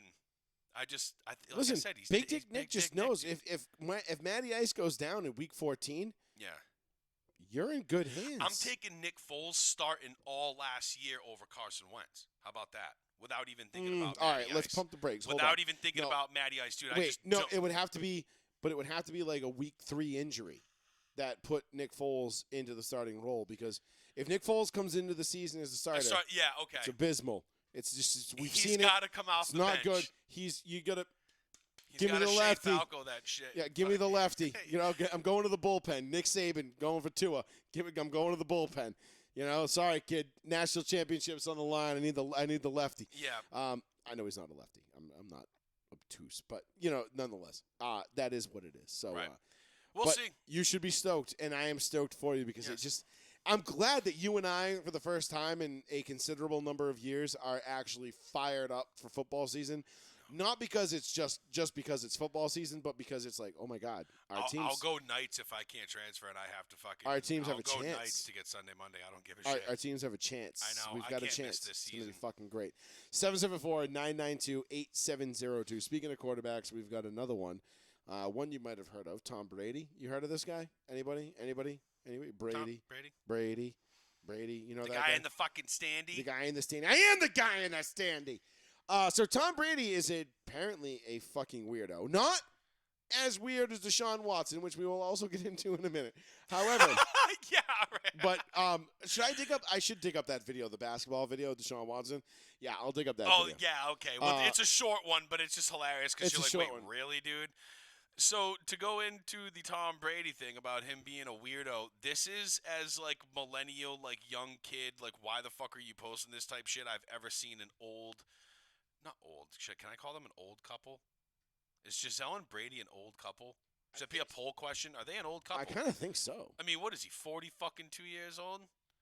How old's Giselle? I don't know. Wait, can I find this on Twitter? I should be able to. But the fact that they posted a video like this just boggles my mind at their day and age and the caliber of, celebrity they both are. And, you know what I mean? Like the spotlight, the whole nine. I don't know. It is weird. It is weird. Joey Fats Radio, row 1C1. Hello? Hello, you're on the air. What's up? Hey, how's it going, man? Hey, I want to speak on the series, man. So Fire away. Let me ask you something. I know one of you guys is a Lakers fan. That's me, yes. Okay, so your partner, who's his favorite team? I'm a Celtics fan. Thank you. Okay, so you're familiar with the 2008 season. Yeah, it was a long time ago. I'd probably have to go back and look. Am but I yes, familiar with the 2008 season? I watched it. I remember it like it was yesterday, but yeah. So let me tell you this, right? We played the Atlanta Hawks, who was the #1 seed, I believe, in the first round. Yep. I remember. If I'm not mistaken, we went 7 games with them. Yep, that And was then the I'm Joe not Johnson, sure if Al you- Horford led Atlanta Hawks, if I'm not mistaken. Yes, Yep. and I'm not sure if you remember this, but we played the Chicago Bears in a slugfest. The Bulls, yes. The next series. Yep. Was that You know? was that Gordon? Was that Ben Gordon and Yeah, That was Chauncey Ben- Billups? No, that was the Ben Ben Gordon and a young prior no injuried D Rose. Derrick Rose. D Rose. Okay. Yes. And then they took us 7, and we ended up winning. And then we seen the great Kobe Bryant, and the rest is history. Yeah, We true. won that, and guess what? I feel literally, legitimately, right, that this team is maybe not as great, but it's giving me memoirs of that season just because of the fact that the battle testedness that we've been going through, that we had to go through mid season and turn it around, and then go through two series that related into Game 7 series. Right. Yeah, I think the Celtics definitely, like you said, they turned it around mid-season. This is kind of like a Cinderella story of them putting everything together to get into the playoffs and like make a good seed, going through everybody that they went through with Kyrie and KD and Giannis and then Butler and all this. I mean, the series have definitely been, nothing but great for Celtics fans. But And don't get me wrong, right? Because everybody likes to bring up, oh, Chris Middleton was hurt. Right. Could he have been a factor? Absolutely. Right. Like, I'm not knocking it. He's not a scrub. Right. I believe so, yeah. The Miami Heat, oh, they were banged up. Could they have won if they were healthy? I don't know. I'm not buying that. But you know what I mean? But if you guys want to talk about battle testedness, it really matters. Look at who the Warriors have played. They played the Jokic Nuggets and the Luka Mavericks. True. Literally. Yes, not even the Denver Nuggets, the Jokic Nuggets and the Luka Mavericks. I mean, really and they had, not they only did get through that, guess what? Ja They and Memphis played too. I the know Ja was Dallas- hurt, but The Dallas Grizzlies, too. So come on. Right. I'm not buying it. They are nowhere near battle tested as us, especially this playoffs. I'm sorry. Right. Like, I mean, Kevin maybe Durant- this season they might have had I don't want to say an easier road, but I mean, like we were saying before, I mean, this is the 6 out of 8. I mean, this is the 6th time the Warriors have been to the finals in 8 years. I mean, if there's a generally battle-tested team right now in the finals, that's definitely the Warriors, in my opinion. yeah, I mean, you could make the argument that maybe the Celtics. I mean, everybody wants to talk about who had the harder road to get here, but that's what I'm saying. As far as like longevity, like you said, the last 6 years, but you can't deny that this playoff Celtics team feels a little special. Oh yeah, That's what I'm absolutely. saying. all right. Well, let me ask you this, because you brought up 08. I didn't. You did. So I'll ask you this: when did the Celtics in 2008? Did they ever lose a playoff game by 20 plus points? So I recall being down 24 points against the Lakers. I'm saying did they lose a game? I remember the comeback in 08. No, Trust me, I remember no. game 4 very well. I was not happy about it. Didn't they lose by about 24 in Game 7 when Kobe threw the fucking ball in the air in 2010? No, that was a no. 6-point loss. I just watched that game the other day. Did you? Yeah. I thought it was way more than that. Never mind. It was like 79. No. No, I get what he's saying, and you know what? Maybe it's as far as like a consistency thing with my squad is basically what worries me is. That's what I've been So saying.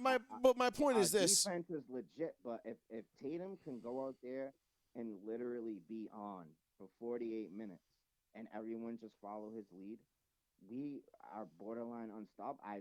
And that's not taking nothing away from any team that's made it to the playoffs this year. I mean, I 100% agree. Think it's different. I agree. The Celtics, if Tatum's on and if the whole team follows, then yeah, the Celtics are unbeatable. But like you said, the consistency, and it's unfortunate to see. Easy with your unbeatable. And they are, dude. I'm just saying, like, we could definitely take Golden State, no problem. If Tatum's on, like I said, with the 15 turnovers, 20-something turnovers, it's a consistency in their ball play, and which Tatum you're gonna get that night that makes me nervous. You know what I mean? Exactly. And you know what? I respect your guy. You know, he's a Lakers fan. Why the hell would he root for us? Right. I know. Get it. I mean, and here's the thing: I don't even actually hate the Celtics. I don't know about that, man. I mean, I hate green teamers and I hate their fans, but I don't hate the Celtics. I mean, listen, you want to ask me who the greatest basketball player of all time is? I'm gonna have a real tough time deciding between Magic and Bird. Like, I'm that dude. Like, I had a conversation with a buddy of mine at the gym today, and I'll side with Magic because of loyalty. And, I do think he was that good. But, bro, like, Bird is like a 1A to me. Like, I put Bird above Jordan, Kobe, and LeBron. I'm taking Bird no matter what over I mean, forget about if we're talking about just last shot shit. You know what I mean? So I hear that a lot, and I'm 30 years old, so you're 30. You're 30. So you're a little bit younger than me. So what was your When did you start watching basketball? Like when my peak, when I actually fell in love with sports, my peak was when I turned 11 years old and Kobe Bryant and Shaquille O'Neal. Mind you, I'm a Celtics fan, right? I'm like, you know what? I don't even know what this is, but I'm rolling with the home team, right? Of course. But you know what I mean? I seen what Shaquille O'Neal and Kobe Bryant did against the Philadelphia 76ers, who had Allen Iverson, by the way. You know what I mean? He got him one game, but that made me fall in love with sports. The chemistry that Shaquille O'Neal and Kobe Bryant had. And, you know, people tell me all the time, like, dude, I'm surprised when you fell in love with sports that you didn't become an all-out Lakers fan. And maybe I'm the man, you were loyal to the soil, the one baby. that stands out instead of fitting in. I stand out because literally mostly everybody in my family, besides me, I feel like it's either a Lakers fan or a Dallas Cowboys fan or a Steelers fan. That's how. Are you a Patriots fan? I am a Patriots fan. I am a Red Sox fan. I don't really watch hockey, but I root for the Bruins. All right, so all around hometown. Yeah, so you're loyal to the soil, and that's fine. I don't have a problem with that. I mean, I'm a Lakers, Broncos, and Astros fan. You know what I mean? Like, so I get it. I mean, I was born in Houston, so I'm partial to everything Houston based. And when John Henry told me I was a racist, about the umpteenth billionth time, I just said, you know what, fuck the Red Sox. So I dumped them, and when he dies or sells the team, I'll go back to rooting for the Sox. But other than that, man, like I've been a Lakers and a Broncos fan my whole life. It's my dad's fault. I grew up watching the '86 finals as a kid. Like I didn't get Sesame Street. I got the '80s Lakers and Celtics. VHS tapes. You know, on VHS, and that must have been a great time to be alive. Yeah, well, I mean, I was only like 2 or 3. I didn't even know I was supposed to be watching like Sesame Street or fucking cartoons. But I'm like watching Kurt Rambis get clotheslined by Kevin McHale instead. Right. And see, listen, because I was born in the '90s era, so. That's what I was hooked on. So when people are like, yo, you was born in the 90s, you don't think Kobe's the greatest? I say no, because I didn't really get into sports until 2001. So in my eyes. Right, because you were born, 92, like so you were barely 10, 11 years old when Kobe was already at the end of his first run. Yeah, exactly. So I feel like in my eyes, you know what I'm saying? In my opinion, I feel like Kobe Bryant is the greatest player to ever touch a basketball. And it's insane because if I go to games and when I interact with fans, Celtic fans, they look at me like I'm crazy when I say that. What's your name? My name's Eric. Eric, where you calling from? I'm from New Bedford, Mass. All right, bro. All right, what up? We appreciate the local support, man. Hey, listen, man, I love listening to, you guys doing what you guys do. You guys do this every Tuesday? Yes, sir. Yep. Every Tuesday, 8:30 p.m., live right here on New Bedford Guide, or you can go over to our Row 1 Seat 1 page, and you can check us out over there, too. All right, well, I'll be listening. I'm going to check y'all out. Hey, thanks, bro. We appreciate it, man. Appreciate the call, and, I won't say good luck, but I'll say enjoy the series. All right. Have a good one. All right, you too, bro. Later. All right. Funny, man. I know what he's saying about being It's funny though to hear like from the perspective of like a younger fan, somebody that grew up before, like that's coming up after us. I appreciate that perspective because kids that were born in so he's our youngest brother's age, he's Squeefy's age. He was born in 92.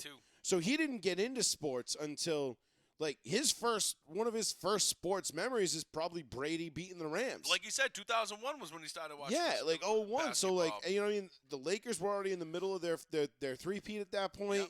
We had already worn Dad's tapes out by that point with the 85, 86, the 81 or whatever, all them. I mean, I'm sitting there and we were sitting there watching highlights, you and I, and we were and I had this discussion with a buddy of ours at the gym today, and we'll dive off on a little bit of a side note here real quick. Before we get to the LIV Golf League and the Broncos getting bought and a couple other things, we got about 30 minutes before we wrap this thing up. Yep. But the conversation I had today at the gym, and the gym is a funny place, right? Because you go to the gym and you think, all right, I'm going in, I'm going to lift my weights, I'm going to work out, I'm going to better myself. And a lot of the times you end up just working out your jaw just as much as you do anything else. Because it's a place where you go, you see the same people day in, day out. They got the same schedules as you. You talk to them. You get to know them. Man, there are dudes, and this is what I love about the gym and gym culture in general, and this is why I love lifting weights and doing everything I do. It's not so much just about being a beast and being, 320 pounds and being able to bench press your house or whatever I got to do. Like it's about the camaraderie and the relationships you build with people throughout the years. There are dudes that I know that lift right now at Dartmouth Total Fit up on Fawns Corner Road. No shame in my plug here. No, joint place is dope. That's my gym, bro. That place is the shit. Probably best gym around. Hands down the best gym around. I've been to a lot over the years. I've been all of them. I've been all of them, and that one is without a doubt the best one. You got 150-pound dumbbells, the best equipment. You want great trainers. I mean, dude, you got Julie, James, Stacia. Name somebody. Like they've got the best trainers on the fucking face of the planet. The staff is dope. The owner is dope. Everything about that place is unbelievably awesome. It was the perfect place for me to go to migrate after Howland Place closed because a lot of everybody that went from Howland Place went over to Dartmouth Total Fit. Just 2.0. So we're up on Fawns Corner Road now. And, we're out there. So I go in. I'm hanging and banging. You know what I mean? Weights rattling. We're doing our thing. But there are dudes in there that I know that I've seen for the last almost 20 years now at Howland Place that I met back in 2004 when I first joined Howland. Right. And now I see them I don't even know what their name is.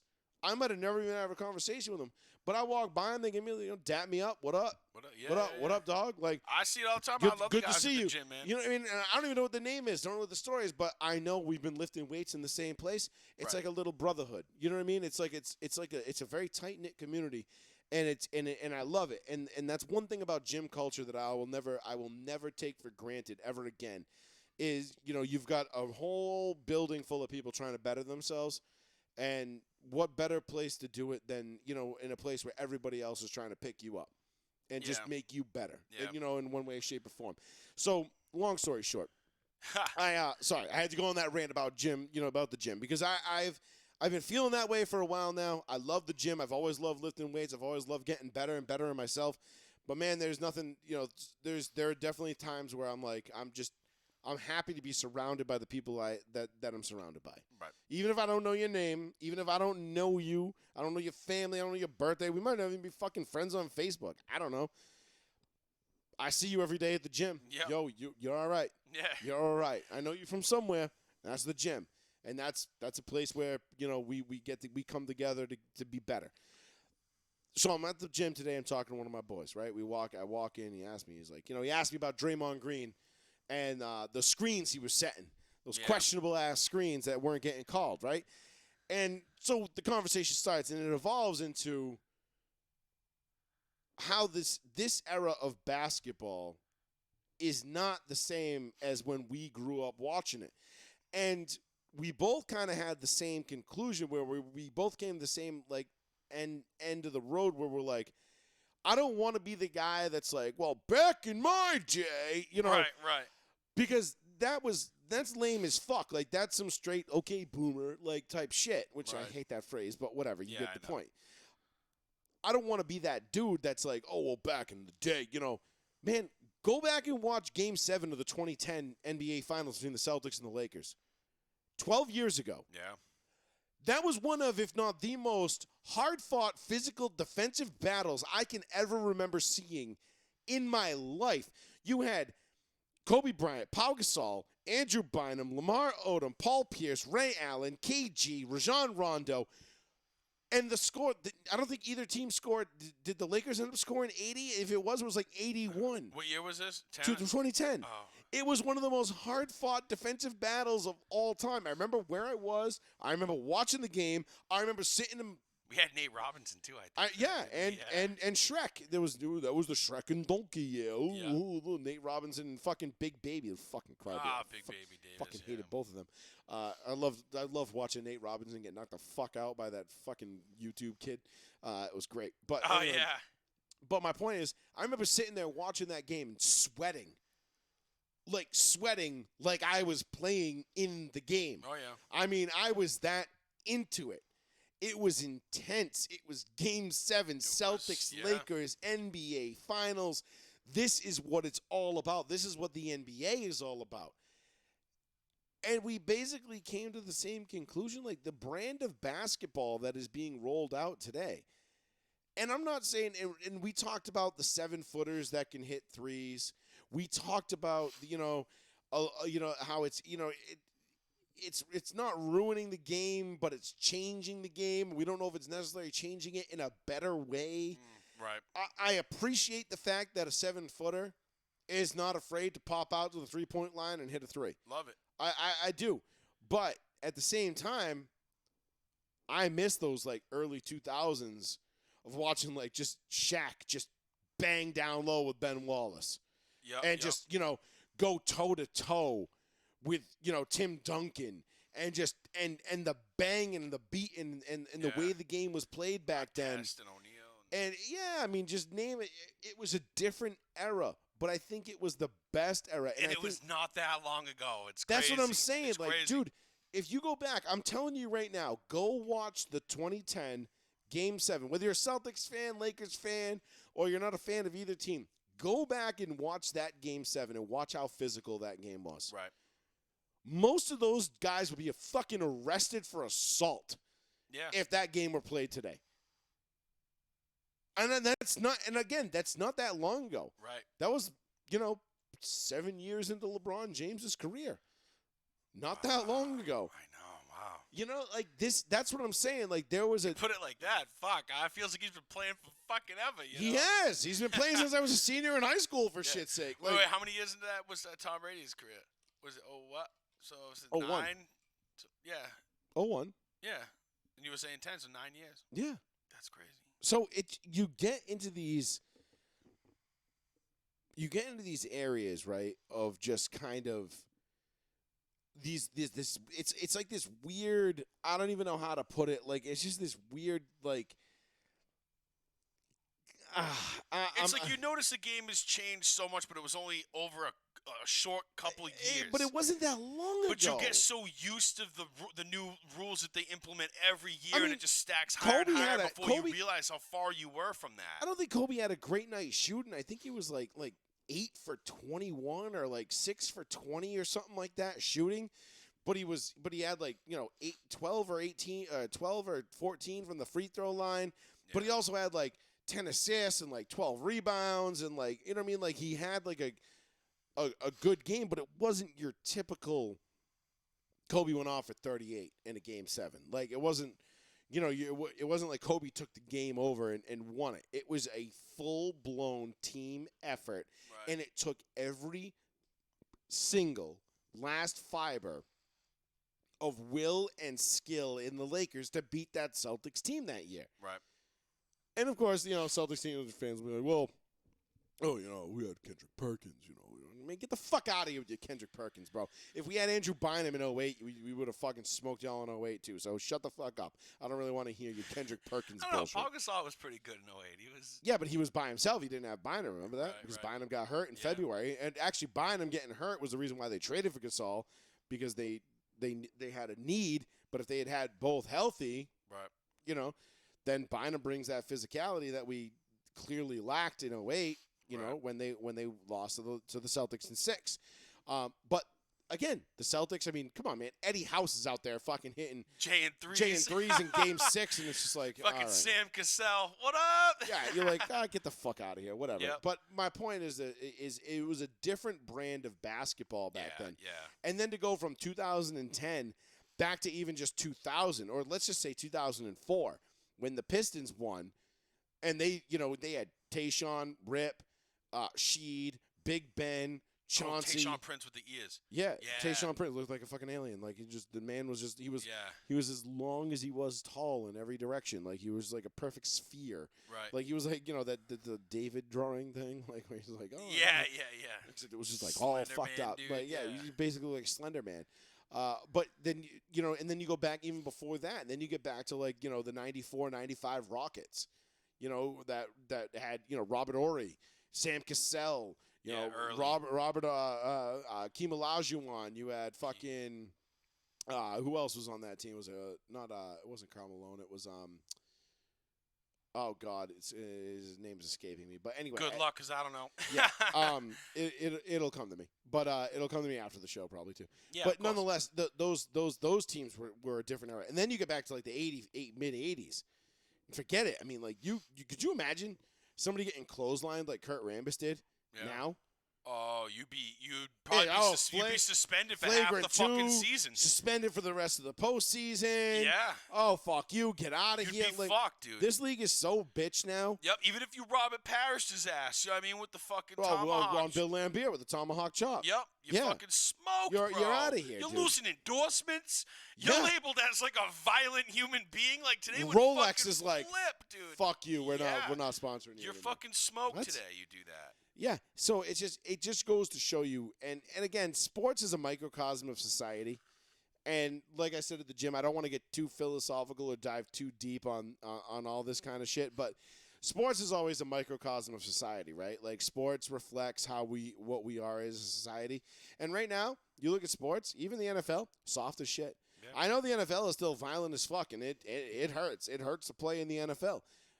But that was a badge of honor. At one point, like, it was a badge of honor to have played in the NFL and be so goddamn beat up over it. Right. You know, I mean, it'd be nice if the NFL took care of their ex-players and, you know, all that kind of stuff and, you know, extended health insurance and all those things to them, you know, at no cost to them because the NFL is a multi-billion-dollar operation and can clearly afford it. But, you know, we'll save the NFL as a scumbag league for It's another a slave operation. Yeah, as another. It's not as Colin Kaepernick would put it. Yeah, let's not go quite that far, but you get what I'm saying. Is like the NFL could have done things to maybe, you know, help out the guys that put them in the position to become billionaires. Right. You know, and just small bone. Nobody's asking for, you know, we're not asking for the stadiums. We're not asking for ownership for the rights team, here. Yeah. Just, you know, maybe some health insurance. Right. Be kind of cool. Whatever. I don't think it's a big deal. No. You know, small price. Considering small price health to pay. issues is the main. Yeah, I mean, considering the fact that football. that my health insurance after if I play 10 years in my league, I get health insurance for the rest of my life. Yeah. Based on the league, like why doesn't the NFL get that? After what 3? I mean, give them. I don't care. What you got to play 3 years. Okay, cool. You play 3 years, you're vested. Sweet. You got Right. Health insurance. There you go. And maybe there is a thing now. I don't know. Maybe it's out there. I haven't really looked it up, but nonetheless, it's neither here nor there. My point is that the league is changed. It has changed, and you can see it, and it's right here. Don't take my word for it.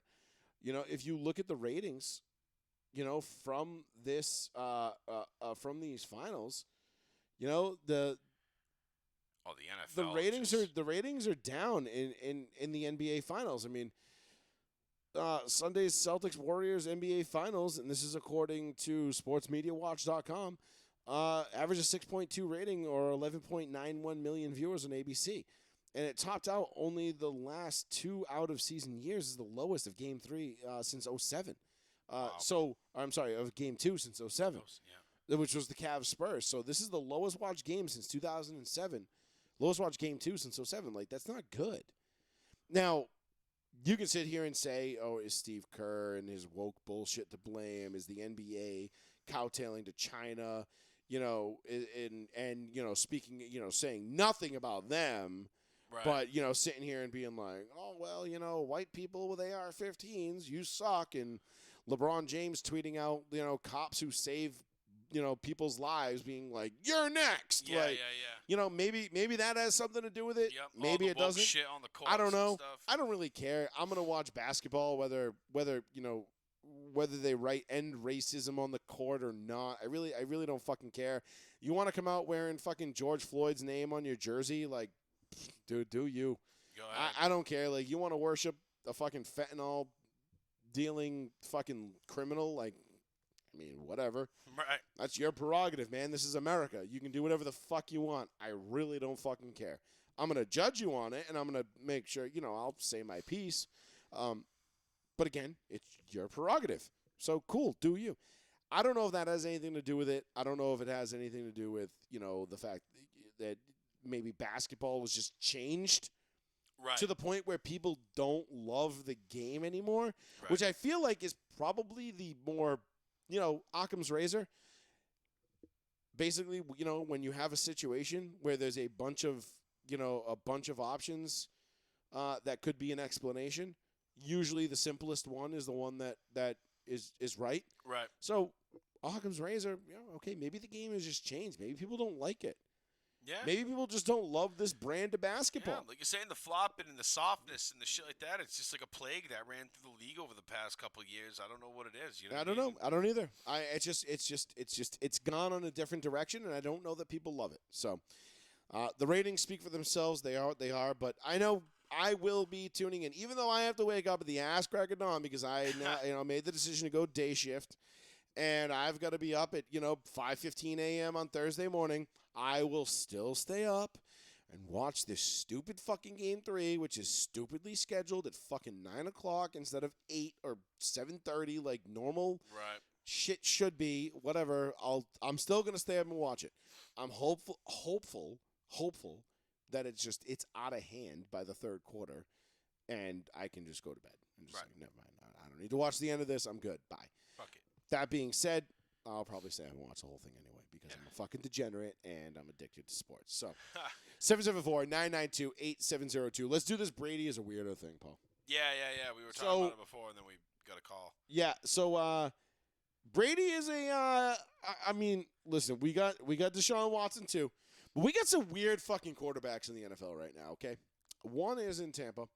The other one is in Cleveland, and we'll show you this man. I mean, the stories that keep coming out about Deshaun Watson, the accusations, the 24th allegation now. We're talking about like taint rubs, Yeah. What's the yoga position that he would get into? Downward dog, I would assume. No, something baby, so like newborn baby or like fetal baby position or some shit like that. And apparently, I think it's where like you lay on your back and just basically grip your ankles and just pull back, and here you go, straight rub my shit down. Well, we'll get into that in a second, but in the meantime, Brady.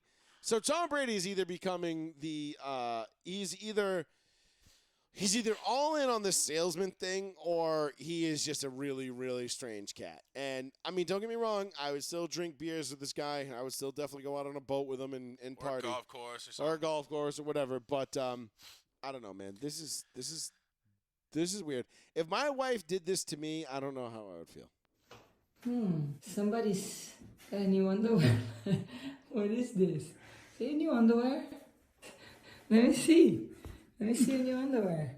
Is that Brady brand underwear? Like, why is he grabbing his dick? I don't know. Why does he have to grab his dick? Like, everything was fine. Yeah, baby. Everything was fine until he just started, like, grabbing his dick. I'm like, maybe he's trying to cover himself up. I don't know. Like, thank God she didn't film this when they were on their boat, because I would have definitely thought something else was going on. Yo, for real, like, this. Is that Brady brand underwear? Are we going to see a Pam and Tommy Brady Giselle sex tape before long? Because, I mean, I'm not, maybe they're just flirting with this. Maybe they're just saying, like, hey, let's see how much public nudity we can put out there and see how people like it. Are you watching it? Are you? I am. I've watched it 3 times. No. Are you watching the Giselle Brady sex tape? Hypothetically, if a Giselle Brady sex tape came out, on a scale of 1 to 10, would I watch it? 100. Yeah, you're 100. going straight up. I'm watching it. I don't know if I want to see Brady's balls or Listen, anything, man. I watched Ray J and Kim. Yeah. I watched Pam and Tommy. I mean, I was there when the fappening happened, and it was I saw Justin Verlander's dick. Not really super stoked on that, but like. I know, I get that, but I don't know if I could watch fucking Tom Brady. I mean, I don't think I really care to see Giselle naked enough to also see Tom Brady naked. You underestimate the amount of New England Patriot fans that would want to see Tom Brady railing his wife just so they could envision themselves as his wife. Yeah, I know.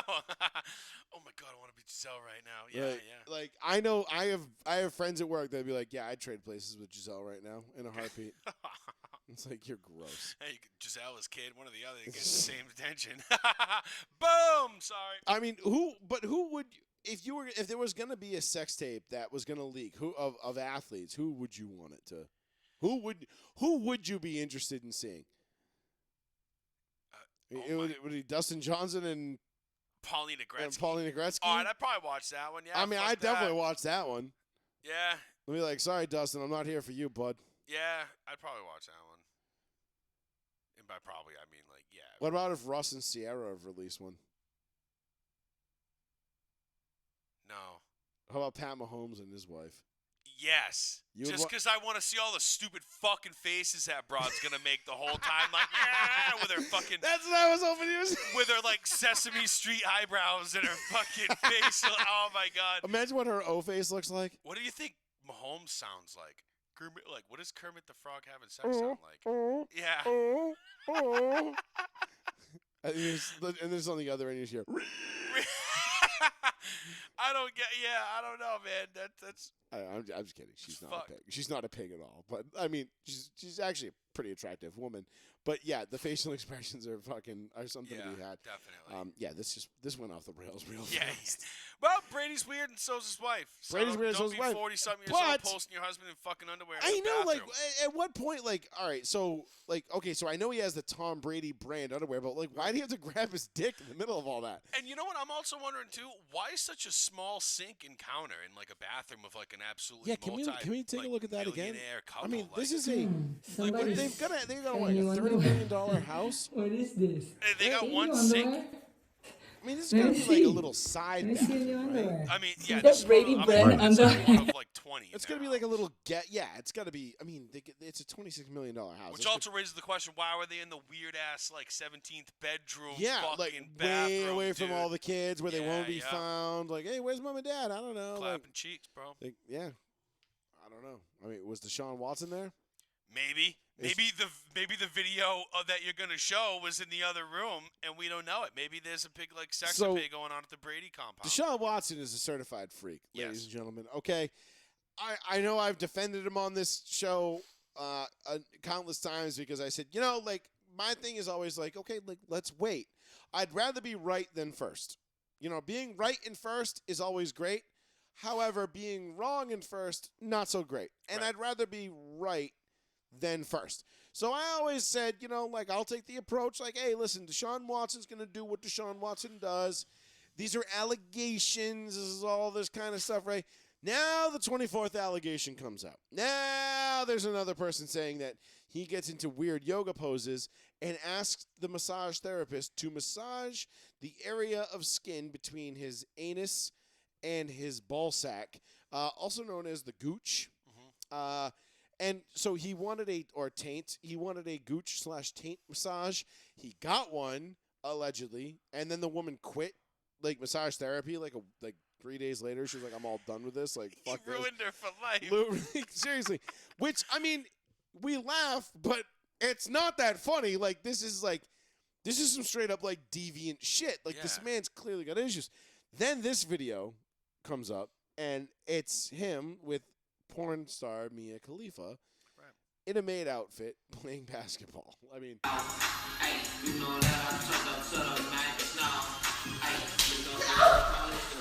into Drake. I mean, this is Mia Khalifa, porn star.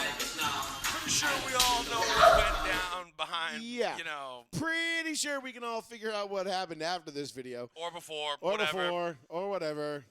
Probably. I mean, I want to know who's the guy that's filming this? Yeah. And what was his role? And Deshaun looked right at him. It was haha, laughing, yeah, I know this is on camera right now. Does not give a shit. Listen, I know there is no known clause in the contract that they could void his I don't know that there's anything in there that says that would allow the Cleveland Browns to void the contract or cancel the $36 million guarantee that he is given over the next 5 years, whatever it might be.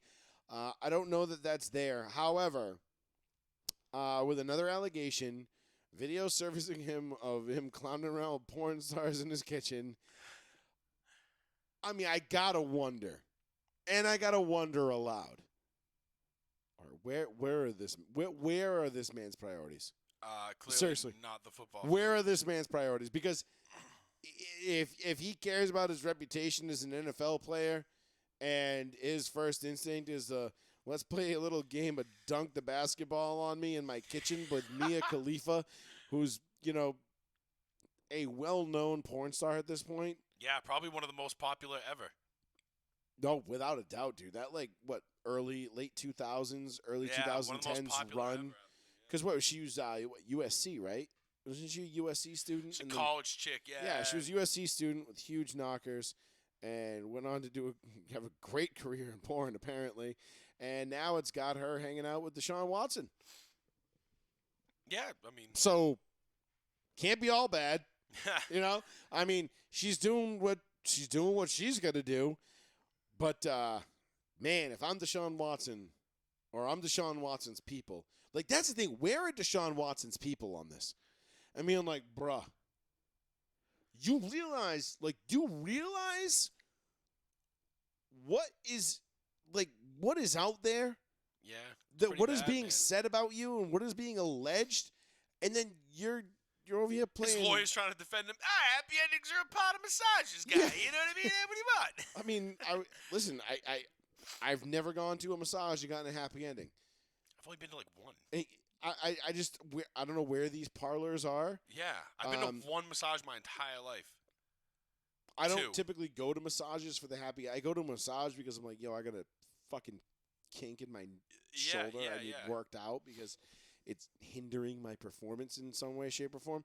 I get the appeal of the happy ending, I guess, but like, I don't know. I mean, the massage therapists I've had, you know, like I think the last one I had was a dude. Not really into that. Cool if you are, but not my bag, baby. Yeah. You know, I'm gonna the Austin Powers, Swedish penis pumps, and me. Not my bag, baby. Yeah, what a pass. But nonetheless, that's 2 weeks in a row we've gotten an Austin Powers reference in on this show or mentioned. But not my thing. No. So I don't know where like Deshaun's people are at and why they're not advising him to maybe like just like hey, can you chill the fuck out? 230 million reasons is a lot. Can you do that? Can you just kind of like, keep it on the low? Everybody knows you got 230 million coming. Everybody's gunning for that 230 million. There's 24 broads out here, you know, that whose stories are now starting to, you know, maybe not seem so far fetched. Right. And the more they come out, and the more that they're alleged, and the more that they're thrown out there, I don't know. I'm just gonna say could be in a very elaborate scheme, but now I'm starting to doubt because I do remember me going on record saying, I think on the show, going, yeah, cleat chases and blah blah blah. We'll see how many of them hold up. Yeah, instinctively, that's your first go. That's your first thing to go to because you're like, okay, yeah, of course they're gonna go. They're going after his money. Like, granted, like, yeah, maybe he's a little bit of a freak or whatever. He's done some shit, but like they got something to go off. But it was probably all consensual, or it was at least, you know, whatever. And now they're just trying to be like, oh, you know what, maybe not. And then, you know, you couple in the fact that he demanded a trade from the Texans, and then all these allegations came out right afterwards, which was really convenient, but for all the wrong reasons. But now, as we start seeing it, you start thinking like, this man is doing things that are not only borderlining on sexual assault, but they are sexual assault. Yep. And he's taking advantage of people, and that's not right. And listen, if that's the truth and that's the case, then he's a scumbag and he deserves to get suspended. He's going down for whatever he did. He deserves to go down. Yeah, he deserves to go down for whatever he did if these things are true. Again, like we said earlier, I like to wait and see and be right rather than jump to conclusions and be wrong. So, true. Let's leave it there. We'll let's see. We both saw Top Gun this week. What would you give Top Gun 2, Maverick? As far as like good movie, yeah, like as the movie, like 8, 9. Like I can't say it's like my favorite greatest movie of all time. I can't go there, but it was a damn good ass fucking movie. It was probably one of the best movies I've seen in a long time. I gave it a 10 out of 10. Yeah, I thought it was fucking awesome. It was phenomenal. I mean, it was just 2 hours and 17 minutes of F-18 porn, which is all I wanted. There was no subliminal messages. There was no woke nonsense. A little bit of some funny comedy in there. There was some subtle, great subtle comedy. Yeah. Listen, say what you want about fucking Tom Cruise. I know. The man knows how to make a goddamn, like Mel Gibson and Tom Cruise. Might be weirdos in real life. I don't know. I've really never met them, but they might be weirdos in real life, according to all the tabloids. Right. But god damn it if they don't know how to make a damn good fucking movie. Yep. I was blown away by Top Gun 2. I too. thought it was absolutely awesome. Unfucking believable. I sat there. I literally was cheesing the entire movie. My wife looked over at me like several times throughout the movie, and I just had this shit-eating grin on my face because I'm just like, oh, man. I had to make sure that Monique didn't catch me doing that. I was like, yeah, I'm just trying to be straight-faced. Meanwhile, I'm like, oh, shit, this is fucking sick. This is fucking sweet. I thought the Val Kilmer thing was awesome. I didn't. The way they dubbed his voice into it, I'm like, it matched up so fucking perfect. I didn't realize that Val Kilmer actually had throat cancer. Yeah, well, yeah, like a laryngectomy or whatever they call it. Yeah, I didn't realize he actually couldn't, like, he could barely speak now. No, he can't at all. Oh. He can't talk whatsoever. All that was him just mouthing and then making it sound like Gotcha. Which I didn't know how. I'm like, please don't tell me they're going to, like, make him sound normal like an old guy because they know, but they made him sound like something was happening. They addressed it in the film, which unfortunately I didn't remember what it was because I was probably still recovering from my fucking neck after the seats were jerking around for about 3 minutes, but whatever. But I thought they did a great part with that scene because they had mentioned something in, like, you know, the whatever, like the write-ups about it, how they were able to, like, incorporate him into the film. Despite I thought Val Kilmer being in Top Gun, I thought that was I didn't expect it. I knew, like, from the previews, like, I knew he was, like, the admiral or whatever. Yeah, commander of the Pacific Fleet. He went all the way up. Yeah, and he went all the way up, and I was like, oh, cool. Like, he's going to be in it, and he's going to make a cameo. I didn't know until, and it's my fault. It was probably common knowledge at this point, but I didn't know he had like, real-life issues. Yeah. And that sucks because I always thought Val Kilmer was super cool. Obviously, it started with Top Gun for me with him. Iceman was the man. Iceman was the man. You can be my wingman anytime. Yeah, fucking Kaczynski. Was it Kaczynski? Oh, Kaczynski, whatever. Who gives a shit? Yeah. Something Kaz, whatever. Blah blah blah. But no, it was a phenomenal movie, dude. I loved it. Yeah. I can't wait to go see it again. Right. I think I'm gonna go see it again this time without the moving chairs. Yeah, I thought the 40X. IMAX 40X with the moving chairs thing was like a motion chairs thing. I thought it was really cool. I really, really enjoyed it. My wife super enjoyed it because if it wasn't for those, through no fault of her own, she would have just fallen asleep during the movie. So if we had like nice reclining chairs like they have at AMC, that's what she would have been assed out. Yeah. But with the moving chairs, it kept her awake and engaged, and she was super thankful for it because she loved the movie. Right. Like, she's seen the original, but she wasn't like me where it was like, I was all about the original. Right. But there was so many, and I won't spoil anything, but there was so many like nods to the first one, to the original. It was as good of a direct sequel as Terminator 2. Yeah. And I feel like, and this is a rare occurrence in cinema where I feel like the sequel was better than the original. Not because the original but because the second one just had a bigger budget. Right. They had more ability, and they nailed it. Yeah, like Terminator 2, you watch Terminator 1, Terminator 2. Terminator 2 blows Terminator 1 out of the water. Absolutely. The only thing why I think that the original Top Gun still keeps it's better than the first one, because of how much of just a classic it is, and it's but if like, you go back and watch it, it was pure 80s cheese. Yeah, it was, but it's just, I mean, I don't know, It was sick as fuck. Yeah. I mean, it wasn't, we said it was Michael Ironsides. It wasn't Michael Ironsides. It was, what was his name? I looked it up earlier. God fucking damn it. Was Warlock the same dude from the first one? It wasn't? And I noticed Penny was different, obviously.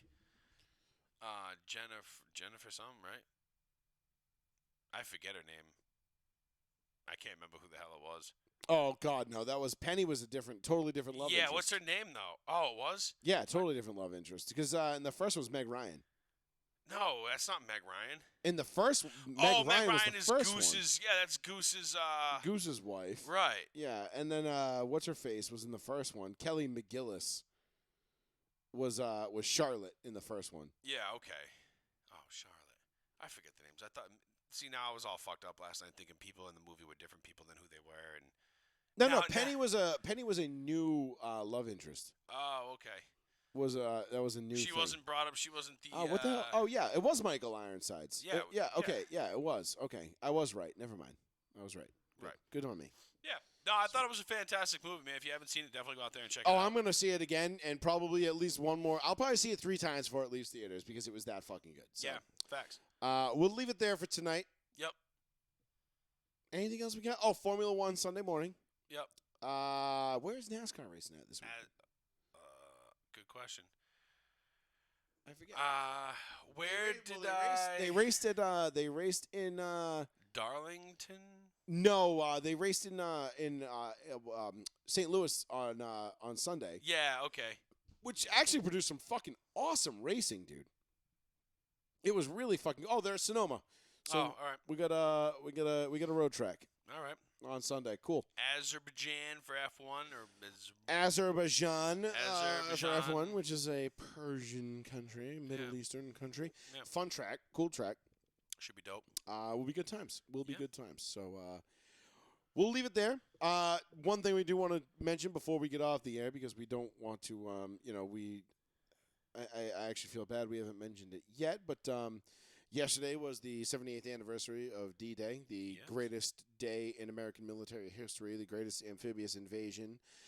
A day that was will truly be remembered as a day that we stopped evil, true evil. Right. Real Nazis, not the kind, like the fake kind that CNN tells you about, like Right. no, like the real kind of Nazis. Right. So salute to the greatest generation. Salute to those guys that jumped off of boats, under constant fire on Omaha Beach, and may God rest their souls. That was without a doubt the greatest generation. That was without a doubt the greatest victory, whatever you victory want to call battle in American history, and we are thankful to those men and women. Or those men who jumped off the beaches, and the women, the families that stayed behind and helped out in the war effort in World War II. Sorry, I'm butchering the shit out of this, but It's okay. D-Day, baby. It's just a shout out. Shout out. And we did it, we're right on par with the president, He didn't miss he wasn't late to give a speech on Trans Visibility Day, but 8:45 last night he finally tweeted out, about D-Day. So Oh yeah. Oh right, yeah. Anyway, D-Day, right, yeah. Oh, sorry, I got my head on my ass all day. My sorry. bad. Sorry, I was at the beach, in Rehoboth. My bad. So, Yeah, letting little kids pull the hair on my legs. yeah, I like them. Like that. What's that gas? Is only $7 a gallon. Yeah, those are rookie numbers. Yeah, you gotta pump those up. But Get ready. Shout out to the greatest generation. Thank you to the families of the men who did what they did in June 6, 1944. It was quite the unimaginable feat. And they defeated the ultimate evil in Adolf Hitler and the Nazis. So until next Tuesday, right here on Row 1, Seat 1, live on the one, the only, the New Bedford Guide. Thank you all for tuning in. Thank you all that listened. And this show will be up on Spotify, Apple Podcasts, Google or Amazon Podcasts. Wherever you get your podcasts, it will be available right after the show within about an hour or so. Make sure you subscribe to our Facebook channel, our Facebook page, and our YouTube channel. And we will check y'all next Tuesday night. Let's go Dubs. Dubs in 5. Nah. Peace. Later.